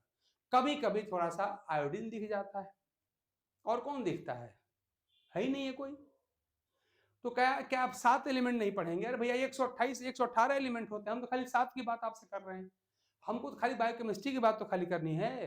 तो 7 एलिमेंट याद कर लीजिए, 5 फंक्शनल ग्रुप याद कर लीजिए, इनके एटॉमिक नंबर याद कर लीजिए, उन्हीं को जोड़ के मॉलिक्यूलर मास निकालना सीख लीजिए, एसिडिटी जान लीजिए, बेसिसिटी जान लीजिए, एसिड जान लीजिए, बेस जान लीजिए, इक्विवेलेंट मास क्या होता है, मॉलिक्यूलर मास क्या होता है, एटॉमिक सब तो बता दिए एक ही क्लास में। अब इस पर बेसिक क्वेश्चन हम लोग कर लेंगे, देख लेंगे आसानी से, ठीक है ना। तो थोड़ा सा अगर वैलेंसी याद कर लेंगे तो ये भी आपको याद हो जाएगा कि यहाँ पे MgOH ट्वाइस क्यों लिखा हुआ है। अब Mg की वैलेंसी जो कि 2 होती है, इसलिए OH के बगल में 2 लिखना पड़ेगा, ठीक है ना। अब अगर आपको फार्मूला याद है तो वाटर में डालेंगे तो जितना OH है वही यहाँ निकलेगा, 2 निकलेगा। इसका मतलब ये कैसा हो गया आपका मैग्नीशियम हाइड्रोक्साइड की अगर बात किया जाए तो कैसा बेस आपका होगा, ये कैसा होगा, ये हो जाएगा डाई एसिडिक बेस हो गया, ये हो गया डाई एसिडिक बेस आपका हो गया। अब इसका इक्विवेलेंट मास कैसे निकाला जाएगा, मॉलिक्यूलर मास अपान क्या एसिडिटी कितनी है, 2 है, तो इसके मॉलिक्यूलर मास को क्या 2 से भाग दे दीजिएगा, हो गया इसका इक्विवेलेंट मास हो गया, ठीक है ना। तो मेरा मानना है कि अगर आज की मेरी क्लास को आप ढंग से देख लें, ठीक, और पॉजिटिव मेंटेलिटीज देखें कि कुछ है नहीं, प्राइमरी लेवल की मैथ और हाई स्कूल लेवल, वो भी हाई स्कूल का कौन सी बात कहानी क्या है यार, कुल मिला के 6 ही 7 एटम की बात ही हम कर रहे हैं, जबकि आप क्लास 10th में पूरी पीरियाडिक टेबल पढ़ के आए हैं, याद करिए, आप मेंडलीव की टेबल भी पढ़ के आए हैं, मॉडर्न टेबल भी आप पढ़ के आए हैं, पूरा किसी भी बोर्ड से आप ऑल इंडिया में किसी भी बोर्ड से आप आए हो, यूपी बोर्ड के हों, बिहार बोर्ड के हों, MP बोर्ड के हों, CBSE के हों, कहीं के भी हों, सब जगह के हाई स्कूल में पीरियाडिक टेबल है। तो आप तो यार पूरे 118 एलिमेंट पढ़ के आने वाले लोग हो, बात के खाली 7 एलिमेंट की हम बात कर रहे हैं, उन्हीं 7 का फार्मूला याद कर लीजिए, उन्हीं 7 का एटॉमिक मास याद कर लीजिए, उन्हीं को जोड़ जोड़ के कंपाउंड बनाकर उनका मॉलिक्यूलर मास निकाल लीजिए, इक्विवेलेंट मास का थोड़ा सा फार्मूला याद कर लीजिए, सब तो हो गया। बताइए, एक ही क्लास में सब निपटा दिया हमने, और निपटा नहीं दिया, CSIR लेवल का मैंने पढ़ा दिया, इसी का यूज करके हम न्यूमेरिकल करके आपको दिखा देंगे सारे के सारे।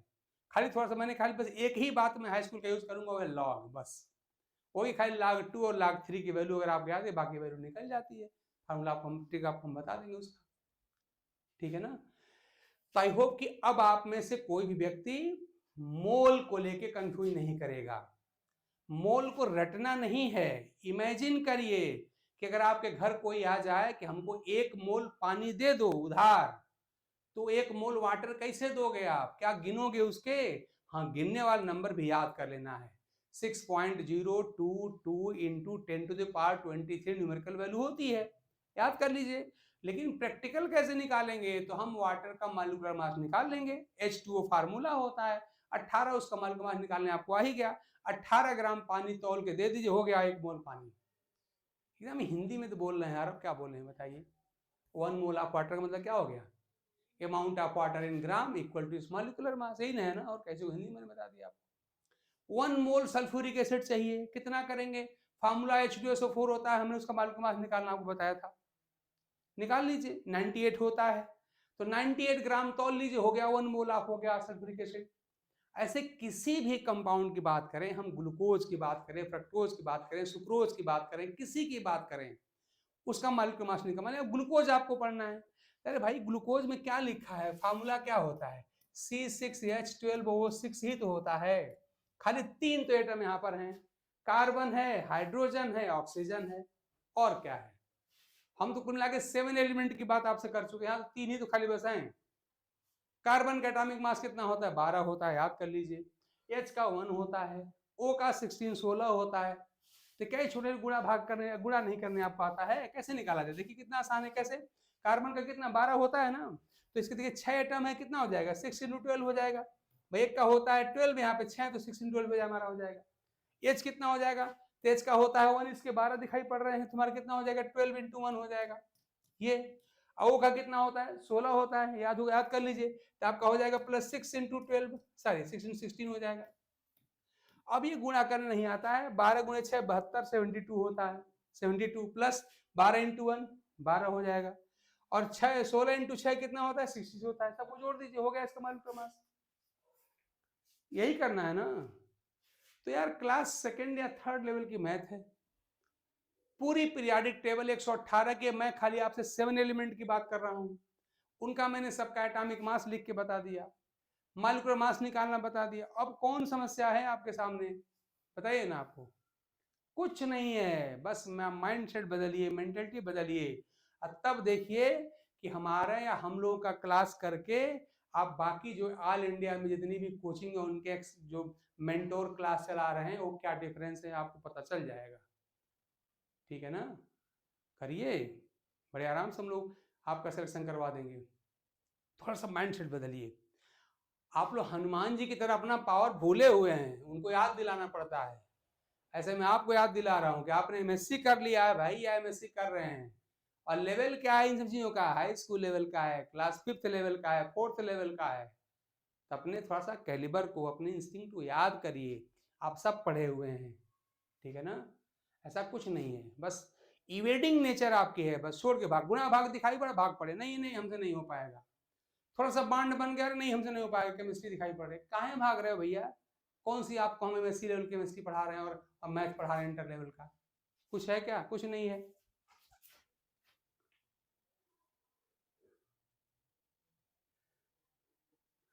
हाँ भैया अनुज जी, कुछ है नहीं, खाली बस मन लगाइए आप लोग, ठीक है ना? कुछ नहीं है। आयुषी, अनुज, जो आप लोग कमेंट कर रहे हैं, आप लोग समझ गए ना? यही तो है। इसको छोड़ के भाग जाते हैं लोग, काहे भाग जाते हो भाई? कौन सी कठिन चीज है? खाली डिवीजन का बस सिंबल दिखाई दिया, भाग लिए। मल्टीप्लीकेशन दिख गया, भाग लिए। काहे भाग ले रहा भाई? कहीं लॉग दिख गया, लग रहा है भूत आ गया। ऐसा कुछ नहीं है भाई, मन बनाइए, कुछ है नहीं।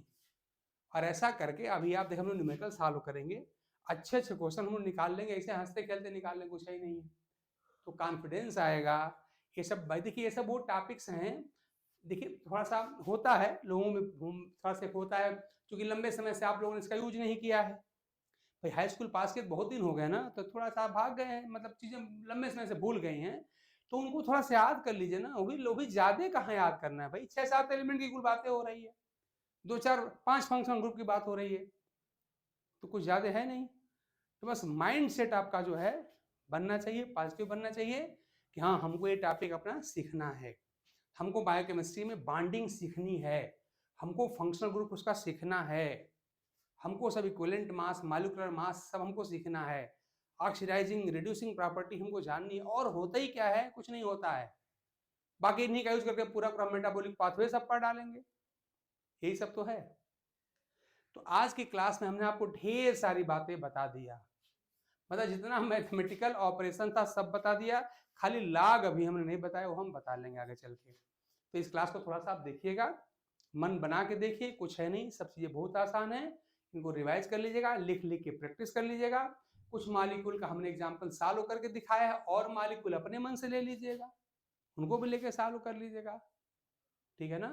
मॉलिक्यूलर मास निकाल लीजिए, इक्विवेलेंट मास निकाल लीजिए, बेसिसिटी फाइंड कर लीजिए, एसिडिटी फाइंड कर लीजिए, मोल के बारे में पता कर लीजिए, सब तो बता दिया हमने। तो आई होप कि आज की क्लास थोड़ी सी टेक्निकल है जरूर, लेकिन वो टेक्निक कोई बहुत हाई फाई नहीं है, बहुत आसान है। पॉजिटिव मेंटेलिटी के साथ पढ़िए, हर बात आपको अच्छी लगेगी। और इतना समझ गए, समझ लीजिए ऐसे आपके CSIR, ICMR, DBT में जो यूज होने वाले मैथमेटिक्स है, खाली लॉग वाले पार्ट को छोड़ के हमने सब बता दिया। उसी यूज हमने केमिस्ट्री बता दिया, ठीक है ना? और अब इसके बाद से अगले क्लास में हम बिल्कुल, अब हम सीधे सीधे, अब मत कहिएगा कि मोलर सोल्यूशन का मतलब क्या है, नॉर्मल का मतलब क्या है, ठीक है ना? ये सब बातें अब तो सब इजी हो गया, कुछ है नहीं इसमें। अब सीधे सीधे हम लोग डिफरेंट टाइप की एनर्जी की बात करेंगे भाई। टॉपिक हम लोग का बायो एनर्जेटिक्स था, हमने बेसिक इसमें बता दिया। अब आगे चल के हम पढ़ेंगे फ्री एनर्जी क्या होती है, ठीक है ना, ये सब पढ़ा जाएगा। डिफरेंट टाइप की एनर्जी हम लोग पढ़ेंगे क्या होता है, एनर्जी चेंजेस क्या होते हैं, एंथैल्पी क्या होती है, एंट्रोपी क्या होती है, ये सारी बातें हम लोग अगले क्लास में ढंग से देखेंगे। और उनके जो मैथमेटिकल फार्मूले हैं, ऑपरेशंस हैं, उनको देखेंगे, उन पर बेस्ड न्यूमेरिकल भी हम लोग सॉल्व करेंगे। ठीक, तो आई होप कि आप इन चीज क्या चीज आप लोग रुके रहिए ना, डायरेक्ट पढ़ा देते हैं ना, इसी में हम आधे घंटे इसी क्लास कंटिन्यू कर देते हैं। हाँ सर, ये कह रहे हैं कि इसी कंटिन्यूटी के साथ जो है सर भी थोड़ा पढ़ा ले रहे हैं। ठीक, तो मेरी क्लास यहीं पर रुक रही है। आई होप कि आप लोगों को मजा आया होगा, कॉन्फिडेंस आपका बिल्टअप हुआ होगा, थोड़ी सी प्रैक्टिस कर लीजिएगा। और चलिए अशोक सर से आप लोग क्लास को कंटिन्यू कर लिए। Thanks to all of you.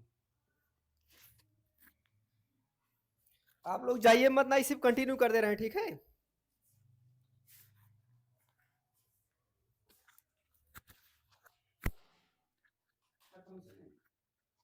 भी आएंगे ना आप, रेस्ट कर लीजिए, हम आए आधे घंटे पढ़ा लेते हैं हमको। हाँ ठीक है, अच्छा चल जाता है।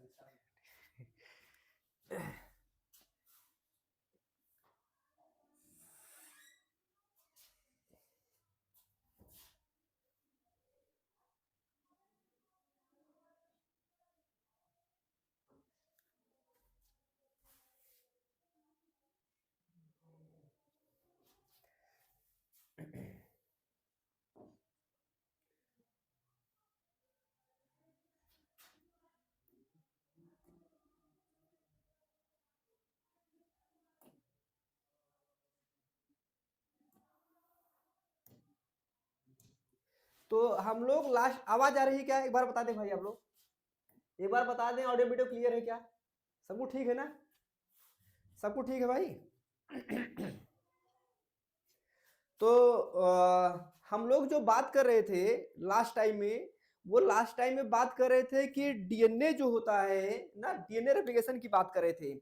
और जो डीएनए रेप्लिकेशन की बात कर रहे थे उसमें हमने आपको बताया था कि जो डीएनए होता है वो क्या होता है, सेमी कंजर्वेटिव होता है ना, ये बात मैंने आपको बताया था। सेमी कंजर्वेटिव क्या होता है, ये चीज हमने आपको डिटेल में बता दिया था। और उसके साथ साथ लास्ट में हमने आपको मिशेल्सन एंड स्टॉल एक्सपेरिमेंट ना, तो मिशेल्सन एंड स्टॉल एक्सपेरिमेंट क्या होता है वो भी मैंने आप सभी लोगों को बताया था और अच्छे से बता दिया था ना। तो चार पांच मैंने रूल बताया था ना कि 4-5 रूल होते हैं डीएनए रेप्लिकेशन के। तो उसमें से जो पहला रूल था वो रूल क्या था कि डीएनए क्या होता है आपका, सेमी कंजर्वेटिव होता है ना। दूसरा रूल हमने आपको बताया था, जो हम लोगों का दूसरा रूल था, वो मैंने आपसे एक बात ये कहा था कि जो डीएनए का रेप्लिकेशन होता है वो बाई डायरेक्शनल होता है ना। क्या होता है, जो डीएनए का रेप्लिकेशन होता है वो बाई डायरेक्शनल होता है ना। तो सेमी कंजर्वेटिव वाला आपका क्लियर हो गया है ना। जिनका नहीं हुआ होगा वो पुराना रिकॉर्डिंग देख लेंगे, ठीक है, जिनका नहीं हुआ है वो पुराना रिकॉर्डिंग देख लेंगे। बाकी सेमी कंजर्वेटिव क्लियर हो गया है। अब आज हम जो दूसरा रूल की बात करने चल रहे हैं उसमें क्या हो जाएगा, डीएनए का जो रेप्लिकेशन होता है वो बाई डायरेक्शनल होता है। आप समझो, एक बात थोड़ा समझने का प्रयास करिएगा। जो रेप्लिकेशन होता है, ठीक है, देखिए जो रेप्लिकेशन होता है ना, जो रेप्लिकेशन होता है वो क्या होता है, वो बाई डायरेक्शनल होता है ना। क्या होता है अभी आपको बता रहा हूं ना, क्या हो जाएगा आपका, बाई डायरेक्शनल ना, बाई डायरेक्शनल होता है। और आप ये भी बात ध्यान दीजिएगा, जब हम ट्रांसक्रिप्शन पढ़ेंगे ना, जब अगला वाला हम लोग क्या पढ़ेंगे, ट्रांसक्रिप्शन पढ़ेंगे ना, क्या पढ़ेंगे, ट्रांसक्रिप्शन पढ़ेंगे। तो जब हम लोग ट्रांसक्रिप्शन पढ़ेंगे तो ट्रांसक्रिप्शन क्या होता है, यूनी डायरेक्शनल होता है। ध्यान रखिएगा, क्या हो जाएगा आपका, यूनी डायरेक्शनल हो जाएगा। ये इंपॉर्टेंट पॉइंट है, इसको हम लोग डिस्कस करेंगे। तो इसको आप सभी लोग अपने कॉपी में लिख लीजिएगा, ठीक है, इसको आप सभी लोग अपने कॉपी में लिख लीजिएगा। तो डीएनए का जो रेप्लिकेशन होगा, चाहे हम प्रोकैरियोट की बात कर ले, ठीक है, चाहे हम प्रोकैरियोट की बात कर ले और चाहे हम यूकैरियोट की बात कर ले, हम किसी की बात कर लेते हैं, तो जो डीएनए का रेप्लिकेशन होगा वो बाइडायरेक्शनल होगा। और अगर हम ट्रांसक्रिप्शन की बात कर लेंगे तो वहां पे क्या होगा आपका, ओनली वन, मतलब क्या हो जाएगा, यूनिडायरेक्शनल होगा। आप ये भी बात ध्यान दीजिएगा कि जो डीएनए का रेप्लिकेशन है, समझो आप मेरी बात ना, देखो मैंने आपको कल बताया था ना कि ये क्या हो जाएगा, हमारे दो स्टैंड हो जाएंगे ना, ये क्या हो जाएंगे, ये हमारे दो स्टैंड हो जाएंगे ना, ये हमारे दो स्टैंड हो जाएंगे। तो ये जो दोनों स्टैंड है ना, मैंने आपसे कहा था इधर क्या था आपका, ओरिसी हो जाएगा। अगर आपको याद हो ना, आपको याद हो तो मैंने आपसे कहा था कि मान लीजिए ये हमारा स्टैंड हो गया ना, ये क्या हो गया, डबल स्ट्रैंड हो गया। तो ये जो डबल स्ट्रैंड है, इसमें जो डीएनए का रेप्लिकेशन स्टार्ट होता है वो एक स्पेसिफिक पोजीशन से स्टार्ट होता है ना। जो डीएनए का रेप्लिकेशन स्टार्ट होता है वो क्या होता है, एक स्पेसिफिक पोजीशन से स्टार्ट होता है। जो स्पेसिफिक पोजीशन होता है, मैंने आपसे कहा था वो क्या होता है, ओरिसी होता है ना। ये क्या हो जाएगा, आपका एक स्पेसिफिक पोजीशन हो जाएगा। इसको हम लोग क्या बोलते हैं, ओरिसी बोलते हैं। ओरिसी मतलब क्या हो जाएगा, ओरिजिन ऑफ रेप्लिकेशन ना। ओरिसी मतलब क्या हो जाएगा, ओरिजिन ऑफ रेप्लिकेशन, इसे हम लोग बोलते हैं। तो इसकी बड़ी इंपॉर्टेंट प्रॉपर्टी है, हम लोग डिटेल में बात करेंगे। और आप ध्यान रखिएगा, ये जो पोर्शन दिख रहा है ना, ये क्या हो जाएगी, ये ओरिसी पोर्शन हो जाएगा ना। ओरिसी पोर्शन मतलब क्या हो जाएगा, देखो यहाँ पे क्या हुआ, मिल्टिंग हुआ है ना, क्या हो जाएगा, मिल्टिंग हुआ है। मतलब ये जो आपका स्टैंड है, इनके बीच के हाइड्रोजन बॉन्ड को हम क्या करेंगे, ब्रेक करेंगे ना। इनके बीच के हाइड्रोजन बॉन्ड को ब्रेक करते हैं और इस तरीके से हम क्या करेंगे, एक बबल बना देते हैं ना। इस तरीके से क्या हो जाएगा, एक बबल बन जाएगा। अब देखो यहाँ पे क्या हो गया है, आप देखिए ये ऊपर वाला एक स्टैंड हो जाएगा और ये वाला नीचे वाला स्टैंड हो जाएगा। तो ये जो ऊपर वाला स्टैंड है, इससे क्या होगा, एक स्टैंड आपका ऐसे सेंसाइज होगा। देखिएगा, एक स्टैंड आपका ऐसे सेंसाइज होगा। देखो इसका डायरेक्शन देखो क्या दिखा गया ना, आप देखिए यहाँ पे डायरेक्शन इसको ऐसे दिखा रहे हैं ना। और ये दूसरा वाला स्टैंड है ना, ये दूसरा वाला स्टैंड है, वो क्या हो रहा है, ऐसे सेंसाइज हो रहा है ना, ऐसे सेंसाइज हो रहा है ना। मतलब इसका जो डायरेक्शन है वो ऐसे है। तो आप देखिए इसमें दिखा रहे हैं कि एक का डायरेक्शन है, जो डीएनए का रेप्लिकेशन हो रहा है, एक का डायरेक्शन आपका इधर हो रहा है और दूसरे का डायरेक्शन क्या हो रहा है, आपका इधर हो रहा है। तो मतलब आप देखिएगा यहाँ पे जानते हैं क्या हो रहा है, बोथ स्ट्रैंड, ध्यान रखिएगा। अच्छा देखो एक बात और ध्यान दीजिएगा, ये जो स्ट्रैंड है ना, इसको हम लोग क्या बोलते हैं, टेम्पलेट बोलते हैं ना। क्या बोलते हैं इसको, हम लोग टेम्पलेट बोलते हैं। तो टेम्पलेट का मतलब क्या हो जाएगा, टेम्पलेट का मतलब ये हो जाएगा कि ये जो आपका स्टैंड है, मतलब देखिएगा जैसे यहाँ पे ये वाला है, ये भी रेप्लिकेशन करा रहा है, ये वाला है, ये भी रेप्लिकेशन करा रहा है कि नहीं। तो ये वाला भी रेप्लिकेशन करा रहा है और ये वाला भी रेप्लिकेशन करा रहा है। मतलब दोनों स्टैंड, जो दोनों स्टैंड हैं, ये दोनों स्टैंड जो है आपका किसमें, रेप्लिकेशन में इन्वॉल्व हो रहे हैं। मतलब दोनों स्टैंड जो है आपका डीएनए के सिंथेसिस में इन्वॉल्व हो रहे हैं। इसलिए इसे हम लोग क्या बोलेंगे, बोथ स्टैंड, ध्यान रखिएगा क्या बोलेंगे, बोथ स्ट्रैंड ना, both strand act as template. क्या बोलेंगे, एक्ट एज अ टेम्पलेट। ये इंपॉर्टेंट पॉइंट है ना। क्या बोल देंगे, दोनों स्टैंड जो होते हैं वो कैसे काम करते हैं, टेम्पलेट की तरीके से काम करते हैं ना। तो बोथ स्टैंड क्या हो जाएंगे, act as a template work करते हैं। ठीक है, आप देखिएगा जब हम लोग ट्रांसक्रिप्शन की बात करेंगे ना, जब हम लोग ट्रांसक्रिप्शन की बात करेंगे तो उसमें से सिर्फ एक ही स्टैंड, ध्यान रखिएगा, एक ही स्टैंड होगा, वो क्या करेगा, आरएनए बनाएगा। मैं कंपेयर करते रहा हूं, एक ही स्टैंड होगा, वो क्या होगा, आपका आरएनए बनाएगा। दूसरा स्टैंड जो होगा वो क्या होगा, आपका आरएनए नहीं बनाएगा। ठीक है, तो आप ये कह लीजिए, मैं थोड़ा सा पॉइंट लिख दे रहा हूं ना, मैं एक जगह पे लिख दे रहा हूं और आप सभी लोग क्या करिए, इसको लिख लीजिएगा। ठीक है, थोड़ा सा मैं कंपेरेटिव चीज आपको बता दे रहा हूं, थोड़ा सा आप सभी लोग इसको समझने का प्रयास करिएगा, लिख लीजिएगा। ठीक है, थोड़ा सा लिख लीजिएगा, इंपॉर्टेंट पॉइंट है। अगर हम लोग यहाँ पे बात कर लेना, किसकी बात कर ले, यहाँ पे अगर हम लोग बात कर ले डीएनए रेप्लिकेशन की ना, किसकी बात कर ले हम लोग, डीएनए रेप्लिकेशन की बात कर ले। ठीक है, इधर आपका डीएनए रेप्लिकेशन हो जाएगा और इधर क्या हो जाएगा, इधर हो जाएगा आपका ट्रांसक्रिप्शन हो जाएगा ना। क्या हो जाएगा, आपका ट्रांसक्रिप्शन हो जाएगा। ठीक है, ये आगे वाला चैप्टर है ना, ये आगे वाला चैप्टर है, हम लोग इसको पढ़ेंगे। तो थोड़ा सा कॉन्सेप्ट सीख लीजिए आप लोग ना। पहली इंपॉर्टेंट पॉइंट ध्यान रखिएगा, पहली इंपॉर्टेंट पॉइंट है, जो इसका ओरिजिन होगी ना, ध्यान रखिएगा, मतलब जहां से डीएनए का रेप्लिकेशन स्टार्ट होगा। ठीक है, डीएनए का जहां रेप्लिकेशन स्टार्ट होगा, उस स्पेसिफिक साइट को हम लोग क्या बोलते हैं, ओरिसी बोलते हैं ना। तो यहाँ पे हम लिख सकते हैं पहला पॉइंट, रेप्लिकेशन ना, रेप्लिकेशन स्टार्ट ना, replication start at a specific site, a specific site ना, क्या बोल सकते हैं, स्पेसिफिक साइट ना। तो इसको इस स्पेसिफिक साइट हम लोग क्या बोलते हैं, ओरिसी बोलते हैं ना। क्या बोलेंगे, ओरिसी। और इसको हम लोग किसमें बोलते हैं, प्रोकैरियोट में ना। क्या बोलते हैं, प्रोकैरियोट में ओरिसी बोलते हैं ना, ओरिसी बोलते हैं। और यूकैरियोट में ध्यान रखिएगा, यूकैरियोट हम लोग बोलते हैं एआरएस बोलते हैं ना।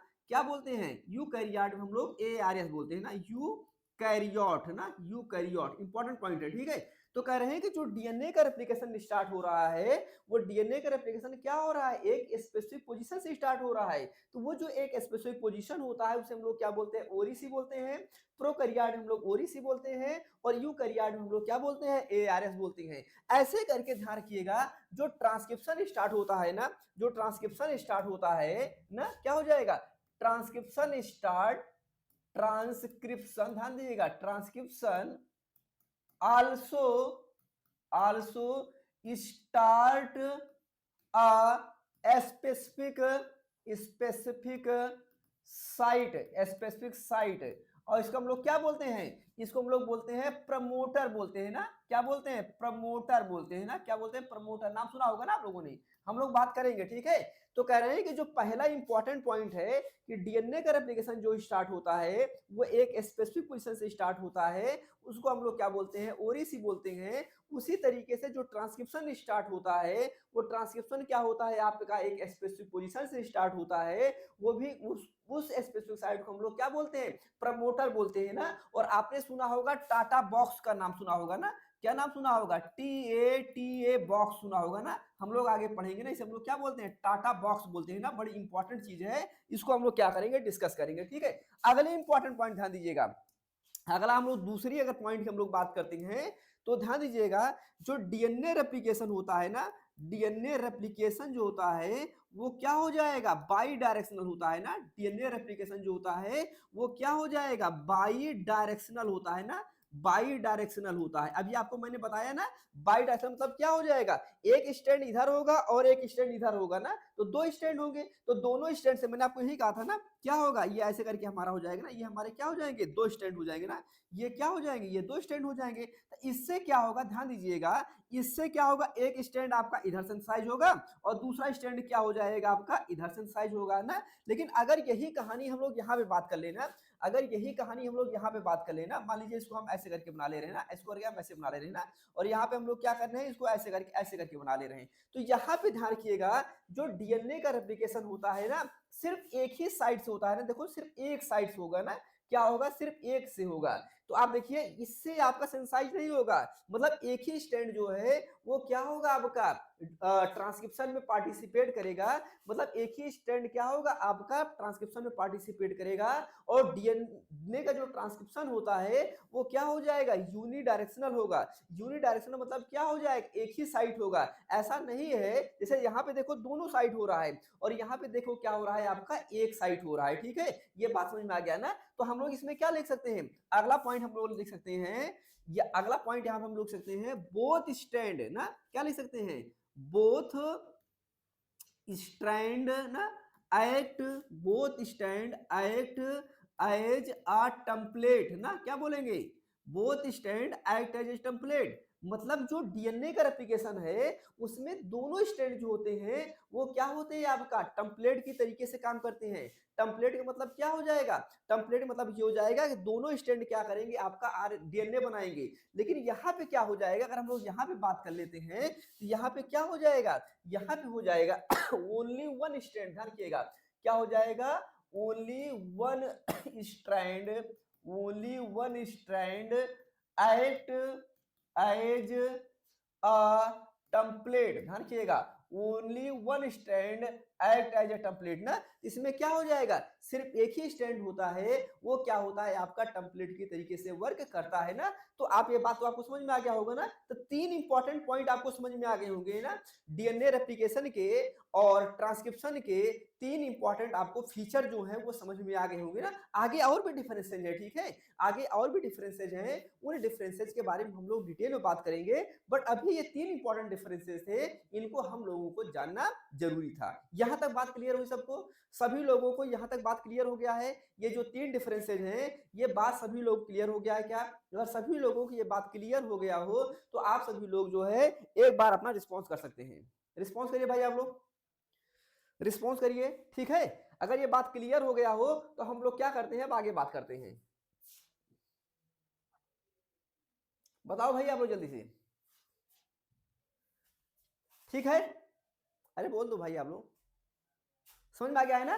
तो ये क्या हुआ, ये आपका जो सेकंड रूल हो जाएगा वो क्या हो जाएगा, ये हो जाएगा आपका बाई डायरेक्शनल हो जाएगा ना। मुझे नहीं लगता है कि यहाँ पे अब किसी को कोई प्रॉब्लम आने वाली होगी, ठीक है। अब देखिए अगली हम लोग बात करते हैं ना, अगला पॉइंट, ठीक है।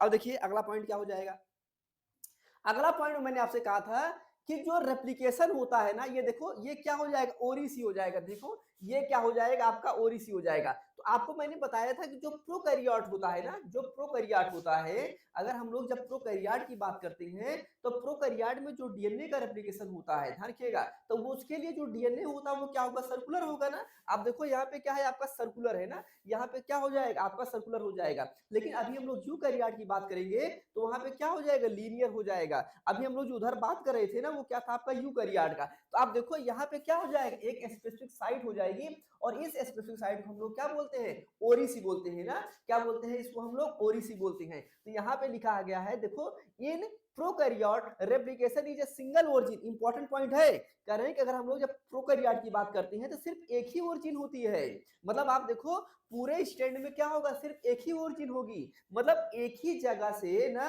एक ही जगह से क्या होगा, जो डीएनए है ना, जो डीएनए की सिंथेसिस हो रही है, जो डीएनए सिंथेसाइज हो रहा है, वो डीएनए जो सिंथेसाइज हो रहा है वो एक ही जगह से सिंथेसाइज हो रहा है ना। क्या हो रहा है, एक ही जगह से सिंथेसाइज हो रहा है। मतलब क्या हो जाएगा, जो प्रोकैरियोट होता है, प्रोकैरियोट में क्या हो जाएगा, सिंगल ओरिजिन होगी। क्या होगी, सिंगल ओरिजिन होगी। और जो रेप्लिकेशन होगा वो क्या हो जाएगा, बाई डायरेक्शनल हो जाएगा ना। रेप्लिकेशन क्या हो जाएगा आपका, बाई डायरेक्शनल हो जाएगा। तो सिंगल ओरिजिन होगी और रेप्लिकेशन क्या हो जाएगा आपका, बाई डायरेक्शनल हो जाएगा। ये इंपॉर्टेंट पॉइंट है। लेकिन जब हम लोग यूकैरियोट की बात करते हैं, ध्यान दीजिएगा, जब हम लोग यूकैरियोट की बात करते हैं, ये देखो क्या हो जाएगा, ये आपका रेप्लिकेशन इन यूकैरियोट हो जाएगा ना। रेप्लिकेशन इन यूकैरियोट की हम लोग बात करते हैं तो यहाँ पे हम लोग किसकी बात करते हैं, क्रोमोसोम की बात करते हैं ना। किसकी बात करते हैं हम लोग, क्रोमोसोम की बात करते हैं। तो मतलब आप देखो यहाँ पे ये क्या हो जाएगा, ये मैं सब आपको पढ़ाया हूं ना, ये मैं सब आपको पढ़ाया हूं। तो ये क्या हो जाएगा, ये आपका हो जाएगा क्रोमोसोम हो जाएगा ना। ये क्या हो जाएगा, आपका क्रोमोसोम हो जाएगा। तो जो ये क्रोमोसोम है, आप देखो अगर इस क्रोमोसोम की हम लोग बात करते हैं तो आप देखो, मैंने आपको बताया था ये क्या हो जाएगा, टीलोमर हो जाएगा ना। ये मैंने आपको कहा था ये क्या हो जाएगा, आपका टीलोमर हो जाएगा ना। और ये आपको याद है कि नहीं याद है, ये मैंने आपको बताया था, ये रीजन क्या हो जाएगा, यूक्रोमेटिक रीजन हो जाएगा ना। क्या हो जाएगा, ये आपका यूक्रोमेटिक रीजन हो जाएगा ना। मैंने आप सभी लोगों को डिटेल बताया था। तो ये आपका यूक्रोमेटिक रीजन हो जाएगा। और आप देखो ये क्या हो जाएगा, आपका डीएनए। आप देखो ये जो आपका यूक्रोमेटिक रीजन है, ये भी क्या हो जाएगा, आपका यूक्रोमेटिक रीजन हो जाएगा। तो आप देखो इसी को हम लोग क्या बोल देंगे, रेप्लिकेशन ओरिजिन। जैसे वहां पे प्रोकैरियोट में क्या था, आपका रेप्लिकेशन ओरिजिन था, वैसे यहाँ पे भी क्या दिखाया गया है, ये क्या हो जाएगा, मान लो इसको बना दिया गया है, ये क्या हो जाएगा, रेप्लिकेशन ओरिजिन हो जाएगा। लेकिन एक खासियत देखिएगा आप सभी लोग, यहाँ कह रहे हैं कि eukaryotic DNA molecule are linear ना। तो यूकैरियोट का जो डीएनए मॉलिक्यूल होता है वो क्या होता है, आपका लीनियर होता है। And each cell contain multiple DNA molecule. बड़ी इंपॉर्टेंट पॉइंट है, अभी इसको आपको डायग्राम से दिखा रहा हूं, ठीक है। करें ये जो डीएनए मॉलिक्यूल, अब देखो भाई ये हमारा क्रोमोसोम है ना, तो इस क्रोमोसोम में क्या होता है, ढेर सारा डीएनए होता है नहीं। ये जो क्रोमोसोम होता है, क्रोमोसोम में क्या होता है, ढेर सारा डीएनए होता है। कोई एक ही डीएनए नहीं होता है ना, इसमें क्या होगा, ढेर सारा डीएनए होगा। तो करें each DNA molecule contain many replication origin. बड़ी इंपॉर्टेंट पॉइंट है। अभी देखो हमने प्रोकैरियोट में क्या कहा, प्रोकैरियोट में जो रेप्लिकेशन हो रहा है ना, प्रोकैरियोट में जो रेप्लिकेशन हो रहा है उसके लिए जो ओरिजिन है वो सिर्फ एक ही ओरिजिन है ना, सिंगल ओरिजिन है। लेकिन जब हम लोग यूकैरियोट की बात करते हैं तो एक ही स्टैंड में एक से ज्यादा ओरिजिन होगी। क्या होगी, ध्यान रखिएगा, मतलब एक ही स्टैंड में एक से ज्यादा ओरिजिन होगी। मतलब आप समझो कहानी, इसको डायग्राम देख के आप समझने का प्रयास करो। आप इसको डायग्राम देख के समझने का प्रयास करो, बड़ी इंपॉर्टेंट पॉइंट आपको बता रहा हूँ, ठीक है। ये डायग्राम देखो, आप देखो ये डायग्राम देखो, आप देखो बहुत इंटरेस्टिंग डायग्राम है। आप देखो एक ही डीएनए है, देखो एक ही डीएनए है, एक ही डीएनए है। देखो एक ओरिजिन यहाँ पे है, एक ओरिजिन यहाँ पे है और एक ओरिजिन यहाँ पे है। तो आप देखो एक बबल यहाँ पे बन गया, आप देखो यहाँ पे एक बबल यहाँ पे बन गया और एक बबल यहाँ पे बन गया। मतलब आप ये कह लीजिए, देखो हम लोग जब प्रोकैरियोट की बात कर रहे थे तो प्रोकैरियोट में क्या कर रहे थे, प्रोकैरियोट में ये कह रहे थे कि एक ही ओरिजिन था। मतलब एक स्टैंड में एक ही जगह से डीएनए रेप्लिकेशन स्टार्ट होगा, ठीक है। प्रोकैरियोट में एक ही जगह से आपका क्या होगा, डीएनए का रेप्लिकेशन स्टार्ट होगा। उसे हम लोग क्या बोलते हैं, उसे हम लोग बोलते हैं ओरिजिन साइट बोलते हैं। लेकिन जो यूकैरियोट होता है, यूकैरियोट में जो डीएनए का रेप्लिकेशन स्टार्ट होता है, स्टैंड एक ही होगा लेकिन एक से ज्यादा ओरिजिन होगी। मतलब क्या हो जाएगा, मल्टीपल ओरिजिन हो जाएगा। मतलब यूकैरियोट में जो डीएनए का रेप्लिकेशन स्टार्ट हो रहा है, एक ही स्टैंड में कई जगह से डीएनए का रेप्लिकेशन स्टार्ट होगा। क्या होगा, एक ही स्टैंड में कई जगह से आपका क्या हो जाएगा, डीएनए का रेप्लिकेशन स्टार्ट होगा। तो यूकैरियोट में क्या हो जाएगा, मल्टीपल ओरिजिन साइट हो जाएगी। क्या हो जाएगा, मल्टीपल ओरिजिन साइट हो जाएगा। लेकिन जो प्रोकैरियोट होता है, प्रोकैरियोट में क्या होता है, सिंगल ओरिजिन साइट होती है ना, क्या होती है आपका, सिंगल ओरिजिन साइट होती है ना। तो ये बात आप सभी लोगों को समझ में आ गया होगा और अच्छे से समझ में आ गया होगा ना, मुझे नहीं लगता है यहाँ पे कोई डाउट होगा ना। तो कंफ्यूजन दूर कर लीजिएगा, ठीक है। ये क्या हो जाएगा आपका, यूकैरियोट हो जाएगा और वो क्या हो जाएगा आपका, प्रोकैरियोट हो जाएगा, ठीक। तो ये आपका, ये क्या हो जाएगा ये आपका हो जाएगा यूकैरियोट का ना। तो यहाँ पे वही सारी बातें लिखी गई है, देखो यहाँ पे वही सारी बातें आप लिखी गई है, देखो लिखा गया है eukaryotic DNA molecule are linear and each cell contain, ये तो पढ़ ही लिए थे हम लोग ना। A typical large eukaryotic chromosome contain several thousand replicon. अब देखो यहाँ पे बड़ी इंपॉर्टेंट बात है, ये जो आपका बना है ना, ये जो आपका है ना, ये जो आपका बना है ना, इसको हम लोग रेप्लिकॉन भी बोलते हैं, ठीक है। देखो इसे हम लोग क्या बोलेंगे, रेप्लिकॉन बोलेंगे। रेप्लिकान मतलब क्या हो जाएगा, रेप्लिकान का मतलब हो जाता है जहां से रेप्लिकेशन स्टार्ट होगा, ठीक है। मतलब जो रेप्लिकेशन के लिए रेडी होगा, डीएनए का वो स्ट्रैंड जो रेप्लिकेशन के लिए रेडी होगा, उसे हम लोग क्या बोलते हैं, रेप्लिकॉन बोलते हैं ना। तो रेप्लिकेशन के लिए क्या हो रहा है आपका, ये रेडी है ना, रेप्लिकेशन के लिए आपका ये रेडी है, ये भी देखो क्या हो जाएगा, रेप्लिकेशन के लिए आपका रेडी है। तो इसलिए इसे हम लोग क्या बोलते हैं, इसलिए इसे हम लोग रेप्लिकॉन बोलते हैं। ये बात समझ में आ गया है क्या, सभी लोगों की बात समझ में आ गया है ना। मुझे नहीं लगता है कि यहाँ पे किसी कोई डाउट होगा, ठीक है, क्लियर है। तो यहां तक बात क्लियर है ना। तो रेप्लिकॉन मतलब क्या हो जाएगा, तो आप देखो यहाँ पे क्या बोले, अगर आप यहाँ पे जाके देखोगे, यहाँ पे देखो क्या लिखा गया है, लिखा गया है अ टिपिकल लार्ज, ये सब इंपॉर्टेंट पॉइंट है, ठीक है, ये सब इंपॉर्टेंट पॉइंट है, इसको ध्यान रखिएगा। अ typical large eukaryotic chromosome contain several thousand replicon. Several thousand replicon मतलब क्या हो जाएगा, एक ही डीएनए में कई सारे रेप्लिकॉन होते हैं, ठीक है। ईच अबाउट ना 20, ये देखो इतना नंबर ना, ये क्या हो जाएगा, इसका इतना बेस पेयर हो जाता है ना। तो बस आपको इतनी बात याद रखना है कि जो यूकैरियोट का रेप्लिकेशन होता है, एक ही डीएनए पे क्या होता है, एक से ज्यादा आपका रेप्लिकॉन होता है ना, एक से ज्यादा क्या हो जाएगा आपका रेप्लिकॉन होता है। ये कह लीजिए कि एक ही स्टैंड पे एक से ज्यादा क्या होती है, आपकी ओरिजिन साइट होती है। लेकिन हम लोग प्रोकैरियोट की बात करते हैं, तो प्रोकैरियोट में क्या होता है, सिर्फ एक ही ओरिजिन साइट होती है, ठीक है। तो यहाँ तक बात आपकी जो है क्लियर हो गई है ना, मुझे नहीं लगता है यहाँ पे किसी कोई दिक्कत होगी ना, ये बात आपको क्लियर हो गया है। थोड़ा बताते भी जाओ आप लोग भाई, आप लोग बताते भी जाओ, अगर कहीं किसी कोई दिक्कत होगी, कोई डाउट होगा तो बताइएगा, ठीक है। तो देखो ये क्या हो जाए, इसे देखो ये रेप्लिकॉन बोल रहे हैं ना, क्या हो जाएगा रेप्लिकॉन, मैंने आपसे कहा ना रेप्लिकॉन क्या होता है, जो ये जो ओरिस, ये देखो ये क्या है आपका ओरिस ना। अब देखो यहाँ पे क्या हो जाएगा, बबल बनेगा ना, आपको पता ही है ये क्या होगा आपका, बबल बनेगा। तो बबल क्यों बनता है वो हम लोग बाद में पढ़ेंगे, ठीक है। बबल क्यों बनेगा उसको हम लोग क्या करेंगे, बाद में पढ़ेंगे। बट अभी समझना है कि यहाँ पे क्या हो जाएगा, ये ओरिजिन साइट होता है, ओरिजिन साइट पे क्या होगा, बबल बनेगा ना। आप देखो यहाँ पे क्या बना हुआ है, बबल बना है ना, आप देखो यहाँ पे क्या बना, ये बबल ही बना है ना, ये बबल बना हुआ है। ये बबल क्यों बना है इसको हम लोग आगे पढ़ेंगे, बट अभी आप इस बात को समझिए कि ओरिजिन साइट क्या हो जाएगी, वो साइट हो जाएगी जहां से डीएनए का रेप्लिकेशन स्टार्ट होगा ना। तो ओरिजिन वो साइट हो जाएगी जहां से डीएनए का रेप्लिकेशन स्टार्ट होगा। एक इंपॉर्टेंट पॉइंट ये हो जाएगा, और दूसरा इंपॉर्टेंट पॉइंट ये हो जाएगा कि जो रेप्लिकेशन स्टार्ट हो रहा है, जहां से आपका ओरिजिन साइट है, वहां पे क्या होगा, बबल बनेगा ना, वहां पे क्या बनेगा, बबल बनेगा। ये भी इंपॉर्टेंट पॉइंट है, इसको भी हमें क्या करना है, समझना है और अच्छे से समझना है, ठीक है। अब आप देखिए यहाँ पे कह रहे हैं कि ये देखो ये क्या हो गया आपका, ओरिसी हो गई। तो यहाँ पे क्या हो जाएगा, यहाँ पे आपका जो है इसको हम ओरिसी बोलेंगे। तो देखो कह रहे हैं ये रेप्लिकॉन लिखा है, यूनिट ऑफ रेप्लिकेशन ना, यूनिट ऑफ रेप्लिकेशन हम लोग क्या बोलते हैं, रेप्लिकॉन। तो डीएनए रेगुलेटेड ना, डीएनए ना क्या हो जाएगा, that has its own replication origin site ना। तो कहने हैं कि जो डीएनए होता है उसके पास क्या होता है, अपनी खुद की ओरिजिन साइट होती है ना, क्या होता है, खुद की ओरिजिन साइट होती है जहां से वो अपना रेप्लिकेशन स्टार्ट कर सकता है ना। तो कह रहे हैं प्रोकैरियोट में हैज ए सिंगल रेप्लिकेशन ना, आपको ये बात मैंने बता ही दिया है कि प्रोकैरियोट में क्या सिंगल रेप्लिकेशन होगा, या कह लीजिए कि सिंगल ओरिजिन साइट होती है। और जो यूकैरियोट होता है उसमें क्या हो जाएगा आपका, मल्टीपल आपका क्या हो जाएगा, रेप्लिकेशन साइट हो जाएगी ना। तो ये बात आपको समझ में आ गया होगा, अच्छे समझ में आ गया होगा। मुझे नहीं लगता है कि यहाँ पे किसी कोई डाउट होगा, किसी भी तरीके का कोई कंफ्यूजन होगा। क्लियर है भाई, बोलो आप लोग, यहाँ तक बात क्लियर है ना।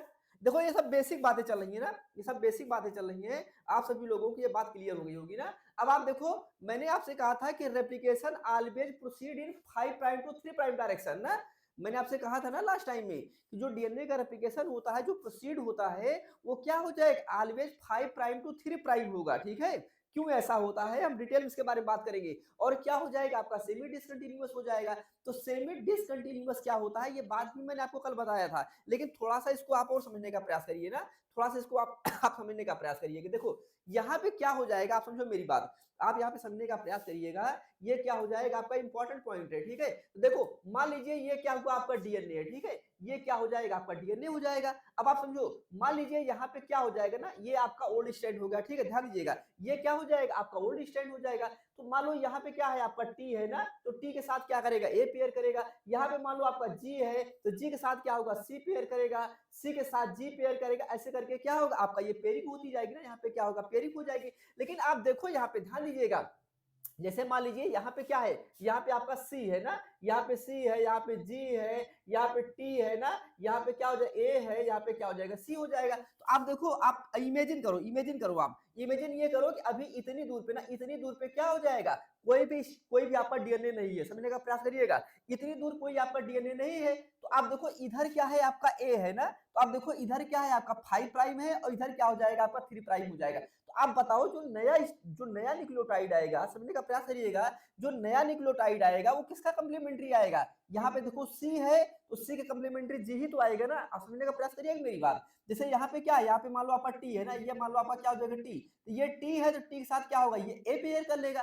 लेकिन आप देखो यहाँ पे क्या है, यहाँ पे आपका C है ना, यहाँ पे क्या हो जाएगा C है, तो जब आपका यहाँ पे C है तो इसके साथ कौन पेयर करेगा, G पेयर करना चाहिए ना। अगर यहाँ पे C है, ये C है, तो C के साथ क्या होगा आपका G आएगा ना, ऐसे आपका। तो आप देखो पहले, तो जब C के साथ G आएगा ना, मान लो यहाँ पे G है ना, ये क्या हो जाएगा G, तो ये G क्या होगा आपका इसके साथ जाएगा, इसके कंप्लीमेंट्री। लेकिन क्या होगा, इन दोनों के बीच में आपका एक बॉन्ड बनाएगा, देखिएगा ये इन दोनों के बीच में क्या होगा बॉन्ड बनेगा। तो ये जो बॉन्ड बनेगा क्या हो जाएगा, फास्फोडाइस्टर बॉन्ड हो जाएगा। ऐसे समझने का प्रयास करो। मान लीजिए यहाँ पे क्या था, यहाँ पे आपका C था ना, तो अब मान लीजिए ये क्या हो जाएगा G हो जाएगा ना, क्या हो जाएगा आपका G हो जाएगा। तो आप ध्यान दीजिएगा भाई, G क्या है आपका एक न्यूक्लियोटाइड है ना, G क्या हो जाएगा आपका एक न्यूक्लियोटाइड हो जाएगा, आपको पता ही है। तो आप देखो इधर क्या लिखा है, ये जो लास्ट वाला न्यूक्लियोटाइड है ये क्या प्रोवाइड कर रहा है, ये OH प्रोवाइड कर रहा है। ध्यान रखिएगा, जो ये लास्ट वाला न्यूक्लियोटाइड है ये क्या होगा आपका OH प्रोवाइड कर रहा है। तो मान लो यहाँ पे क्या है आपका OH है ना, ये जो लास्ट वाला न्यूक्लियोटाइड है ये OH है।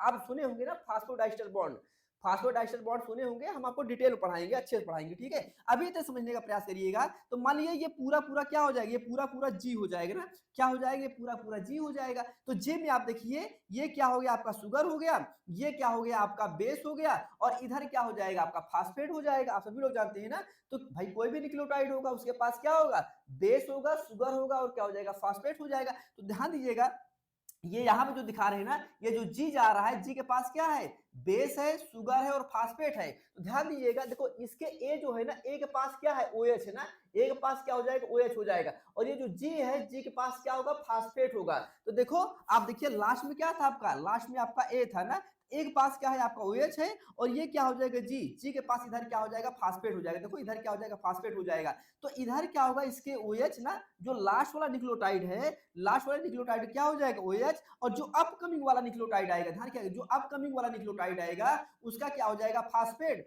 तो इनके बीच में क्या बन जाएगा, फास्फोडाइस्टर बॉन्ड बन जाएगा ना, क्या हो जाएगा फास्फोडाइस्टर बॉन्ड बन जाएगा। कैसे फास्फोडाइस्टर बॉन्ड बनेगा इसको हम और डिटेल में बात करेंगे, ठीक है। बट अभी इतनी सी बात समझिए, कि मान लीजिए ये वाला आपका स्टैंड आ रहा है ना, तो इसके लास्ट वाले में क्या हो जाएगा आपका OH हो जाएगा, और ये क्या हो जाएगा, ये आपका हो जाएगा ये आपका न्यूक्लियोटाइड आएगा। तो न्यूक्लियोटाइड कौन जा रहा है, देखो भाई यहाँ पे C था तो G ही जाएगा ना, तो जब G जाएगा तो G के पास क्या हो जाएगा फास्फेट हो जाएगा। तो लास्ट वाले न्यूक्लियोटाइड के पास OH होगा और इसके पास क्या हो जाएगा फास्फेट हो जाएगा। तो इनके बीच में क्या बन जाएगा, फास्फोडाइस्टर बॉन्ड बन जाएगा। अब मान लीजिए अगला क्या है G, तो अब फिर क्या आना है C, तो अब क्या करेगा G क्या करेगा OH प्रोवाइड करेगा। देखो ये G है ना, तो अब देखो इसके पास क्या हो गया आपका OH हो गया है ना, देखो ये क्या हो गया इसके पास OH हो गया है। तो मतलब अब अगला वाला क्या आएगा, अगला वाला C आएगा ना। तो मान लीजिए ये क्या हो जाएगा, मान लो ये आपका C हो जाएगा, फॉर एग्जांपल ये क्या हो जाएगा आपका C हो जाएगा। तो अब ये C आएगा तो देखो इसके पास भी क्या है फॉस्फेट है ना, देखो इसके पास फॉस्फेट है, तो इसका जो OH है ना इसके साथ क्या करेगा बॉन्ड बना लेगा, क्या करेगा इसके साथ बॉन्ड बना लेगा। ऐसा सिंपल सी बात समझिए कि मतलब क्या हो जाएगा, मान लीजिए आपका ये ऊपर वाला स्टैंड है, तो मान लो यहाँ पे क्या हो जाएगा C, तो ये होगा G, तो G के पास क्या होगा फास्फेट होगा और इसके पास क्या होगा OH होगा। तो इनके बीच में क्या होगा आपका फास्फोडाइस्टर बॉन्ड बन जाएगा। फिर ये G है, G से साथ कौन जुड़ना चाहेगा, C जुड़ना चाहेगा, तो फिर G के पास क्या होगा लास्ट में OH होगा, फिर इसके पास क्या हो जाएगा, स्टार्टिंग में फॉस्फेट होगा, फिर फॉस्फोडाइस्टर बॉन्ड बन जाएगा, फिर सी के पास क्या होगा आपका OH होगा, और ए के पास क्या होगा, फॉस्फेट होगा। इस तरीके से आपका क्या हो जाएगा, लगातार आपका स्ट्रैंड जुड़ता जाएगा। तो लास्ट वाला होगा, ध्यान रखिएगा, जो लास्ट वाला न्यूक्लियोटाइड होगा, जैसे मान लो ये लास्ट वाला न्यूक्लियोटाइड है ना, इसके पास क्या होगा, OH होगा ना, क्या होगा, इसके पास OH होगा। तो OH क्यों होगा, ध्यान दीजिएगा, OH क्यों होगा, OH इसलिए होगा क्योंकि जो नया न्यूक्लियोटाइड आएगा उसके पास क्या होगा, फॉस्फेट होगा। तो ये फॉस्फेट और OH क्या करेंगे, आपस में मिल जाएंगे और क्या कर देंगे, फास्फोडाइस्टर का बॉन्ड बना देंगे ना। तो इसलिए ध्यान रखिएगा, जो डीएनए का रेप्लिकेशन होता है वो ऑलवेज 5 प्राइम टू 3 प्राइम के डायरेक्शन में होता है। ध्यान रखिएगा, जो डीएनए का रेप्लिकेशन होता है वो क्या हो जाएगा, ऑलवेज 5 प्राइम टू 3 प्राइम के डायरेक्शन में होता है। समझ में आ गया ना, 5 प्राइम में क्या हो, 3 प्राइम मतलब क्या हो जाएगा, 3 प्राइम मतलब क्या हो जाएगा, आपका OH होगा ना, 3 प्राइम मतलब क्या हो जाएगा, OH। तो जो लास्ट न्यूक्लियोटाइड होगा वो क्या हो जाएगा, OH। जो अपकमिंग न्यूक्लियोटाइड होगा, ध्यान रखिएगा, जो अपकमिंग न्यूक्लियोटाइड होगा उसके पास क्या होगा, फॉस्फेट। तो अब क्या होगा, इनके बीच में आपका फॉस्फोडाइस्टर बॉन्ड बन जाएगा। तो चाहे जितना भी हम स्ट्रैंड जोड़ लें, ठीक है, चाहे हम जितना भी स्ट्रैंड जोड़ लें, उसका जो सबसे लास्ट वाला होगा वो क्या होगा, OH होगा। तो जो OH होता है उसे हम लोग किससे डिनोट करते हैं, 3 प्राइम से ना, किससे डिनोट करते हैं हम लोग, 3 प्राइम से हम लोग क्या करते हैं, उसको डिनोट करते हैं। ये बात समझ में आ गया है ना। तो कह रहे हैं जो आपका डीएनए का रेप्लिकेशन होगा वो क्या हो जाएगा, वो ऑलवेज क्या होगा आपका 5 प्राइम टू 3 प्राइम के डायरेक्शन में होगा। अगर इतनी बात सबको समझ में आ गई हो तो आप सभी लोग एक बार रिस्पॉन्स कर सकते हैं। क्लियर हो गया भाई, सभी लोग क्लियर हो गया है क्या। देखो इसको हम एक बार और बताएंगे ना, जब डीएनए रेप्लिकेशन पढ़ाएंगे, जब हम पूरी मैकेनिक पढ़ाने लगेंगे तब इसको हम क्या करेंगे और एक बार अच्छे से पढ़ाएंगे ना। लेकिन ये तीसरा वाला जो रूल है ये आपको अच्छे समझ में आ गया होगा कि जो डीएनए का रेप्लिकेशन है वो क्या हो जाएगा आपका 5 प्राइम टू 3 प्राइम के डायरेक्शन में होता है। ठीक है, यहां तक बात आपको समझ में आ गई होगी। ठीक, अगली पॉइंट हम लोग बात करते हैं ना। देखो ये आपका क्या हो जाएगा, रेप्लिकेशन फॉर्क हो जाएगा ना, ये आपका रेप्लिकेशन फॉर्क हो जाएगा। इसको हम लोग आगे पढ़ेंगे, ठीक है, इसको हम लोग क्या करेंगे, आगे पढ़ेंगे, डिटेल पढ़ेंगे ना। रेप्लिकेशन फॉर्क आपको मैं कई बार बताया हूं ना, रेप्लिकेशन फॉर्क मैंने आपको कई बार बताया ना। रेप्लिकेशन फॉर्क मतलब बबल, जो बबल बना हुआ है, जो आपका स्टैंड सेपरेट हुआ है, जो स्टैंड सेपरेट हुआ है ना, तो यहाँ पे क्या होगा, एक डीएनए इधर बन जाएगा और एक डीएनए क्या होगा आपका इधर बन जाएगा ना। ये जो आपका स्टैंड सेपरेट हुआ है इसी को हम लोग क्या बोलते हैं, इसी को हम लोग बोलते हैं रेप्लिकेशन फॉर्क बोलते हैं ना। क्या बोलते हैं, रेप्लिकेशन फॉर्क बोलते हैं।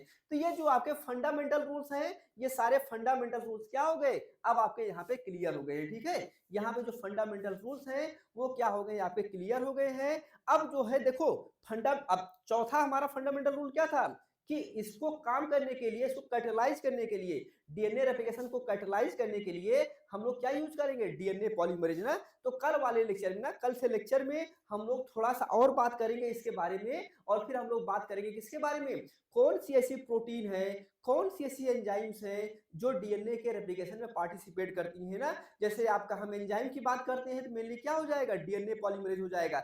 डीएनए पॉलीमरेज हम लोग बात करते हैं तो आप सुने होंगे ना, DNA polymerase first, DNA polymerase second, DNA polymerase third, DNA polymerase fourth, fifth ना। इस तरीके से क्या होगा आपका चलता रहता है ना कंटिन्यू के साथ। ठीक है, तो यहां तक बात समझ आ गई क्या, सभी लोगों को ये बात समझ में आ गई है। अगर सबको ये बात समझ में आ गई है तो आप सभी लोग एक बार रिस्पॉन्स करें, नहीं तो कल वाली क्लास में भी यही होगा ना। पहले सर क्लास लेंगे, ठीक है, पहले सर क्लास लेंगे और सर के क्लास के जस्ट बाद क्या करेंगे, हम भी अपना कंटिन्यू कर देंगे। ठीक है, पहले सर ले लेंगे और सर की क्लास के बाद हम क्या करेंगे, हम भी तुरंत आपका कंटिन्यू कर देंगे। तो कल हम लोग जो प्रोटीन वगैरह है इसको भी हम लोग क्या करेंगे, पढ़ लेंगे ना। तो मान लो 3 से 4 लेक्चर लगेगा, ठीक है, मान लो 4 बार लेक्चर लगेगा ना, 4 से 5 लेक्चर में क्या हो जाएगा, आपका जो डीएनए रेप्लिकेशन है वो कंप्लीट हो जाएगा ना। मतलब होली के फेस्टिवल के पहले ना, होली के फेस्टिवल के पहले हम लोग जो है डीएनए रेप्लिकेशन और डीएनए रिपेयर ध्यान दीजिएगा, डीएनए रेप्लिकेशन और जो डीएनए रिपेयर है इसको हम लोग क्या करेंगे, कंप्लीट कर लेंगे ना। और होली के बाद आएंगे तो हम लोग क्या कंप्लीट कर लेंगे, ट्रांसक्रिप्शन कंप्लीट कर लेंगे ना। क्या कर लेंगे, ट्रांसक्रिप्शन वाला जो पार्ट है उसको हम लोग क्या करेंगे, कंप्लीट कर लेंगे ना। तो उसके बाद हमारे पास क्या बचेगा, अप्रैल और मई बचेगा, तो काफी हम लोग खत्म कर लेंगे ना, वो टेंशन नहीं है ना। तो अगर कुछ पूछना हो तो आप लोग पूछ लीजिए, नहीं तो ये वाली कहानी खत्म हो गई है। कल हम लोग डिस्कस करेंगे ना, देखो हम आपको दिखाई दे रहे हैं ना, कल हम लोग जो डिस्कस करने वाले हैं वो डिस्कस क्या करने वाले हैं कल वाले लेक्चर में ना। कल वाले लेक्चर में हम डिस्कस जो करने वाले हैं सब बना बनाया है नोट्स ना। देखो ये तो हो ही गया है, ठीक, देखो ये कल आपको बताएंगे ना, रेप्लिकेशन फॉर्क मूवमेंट है ना, इसके बारे में बताएंगे, बड़ा इंपॉर्टेंट है ना। लीडिंग और लैगिंग स्टैंड के बारे में बताएंगे ना। ये सारी कहानियां जो है कल आपको बताएंगे ना, क्या होता है कंटिन्यूअस और क्या होता है डिसकंटिन्यूअस ना, बड़ा इंपॉर्टेंट है। तो क्या होता है कंटिन्यूअस होता है और क्या होता है डिसकंटिन्यूअस, कल वाले लेक्चर में आपको बताएंगे ना। और आप देखो लूप का फॉर्मेशन वगैरह हुआ है ना, तो डिटेल में हम लोग क्या करेंगे कल वाले लेक्चर में, इसके बारे में हम लोग क्या करेंगे डिस्कस करेंगे ना। बहुत इंपॉर्टेंट लेक्चर है ना। और ये कहानी अगर आप समझ गए ना, तो यहाँ से सीएसआईआर में कई बार क्वेश्चन आया है, ठीक है। यहाँ से आपके सीएसआईआर में कई बार क्वेश्चन आया है। इस कहानी को हम लोग क्या करेंगे, देखो कल आपको बताएंगे ओकाजाकी फ्रेगमेंट क्या होता है ना, आपका जो है लीडिंग स्टैंड कैसे होता है, लैगिंग स्टैंड कैसे होता है, इन सारी कहानियों को हम लोग क्या करेंगे कल वाले लेक्चर में डिस्कस करेंगे। ढेर सारी चीजें ना, कल एक कॉम्प्लेक्स मैकेनिज्म है, कल एक कॉम्प्लेक्स मैकेनिज्म है। इस कॉम्प्लेक्स मैकेनिज्म हम लोग क्या करेंगे डिटेल में डिस्कस करेंगे। देख रहे हैं ना कैसे है, देख रहे हैं ना कितना कॉम्प्लेक्स है। तो कल वाले लेक्चर में हम लोग क्या करेंगे इसको डिटेल में डिस्कस करेंगे, ठीक है अच्छे से। तो आज की कहानी को हम खत्म करते हैं, कल हम लोग मिलते हैं, कल हम लोग क्या करते हैं इसको कंटिन्यू करते हैं ना। तो चलिए अभी के लिए थैंक यू सो मच, कल हम लोग मिलते हैं ना, थैंक यू।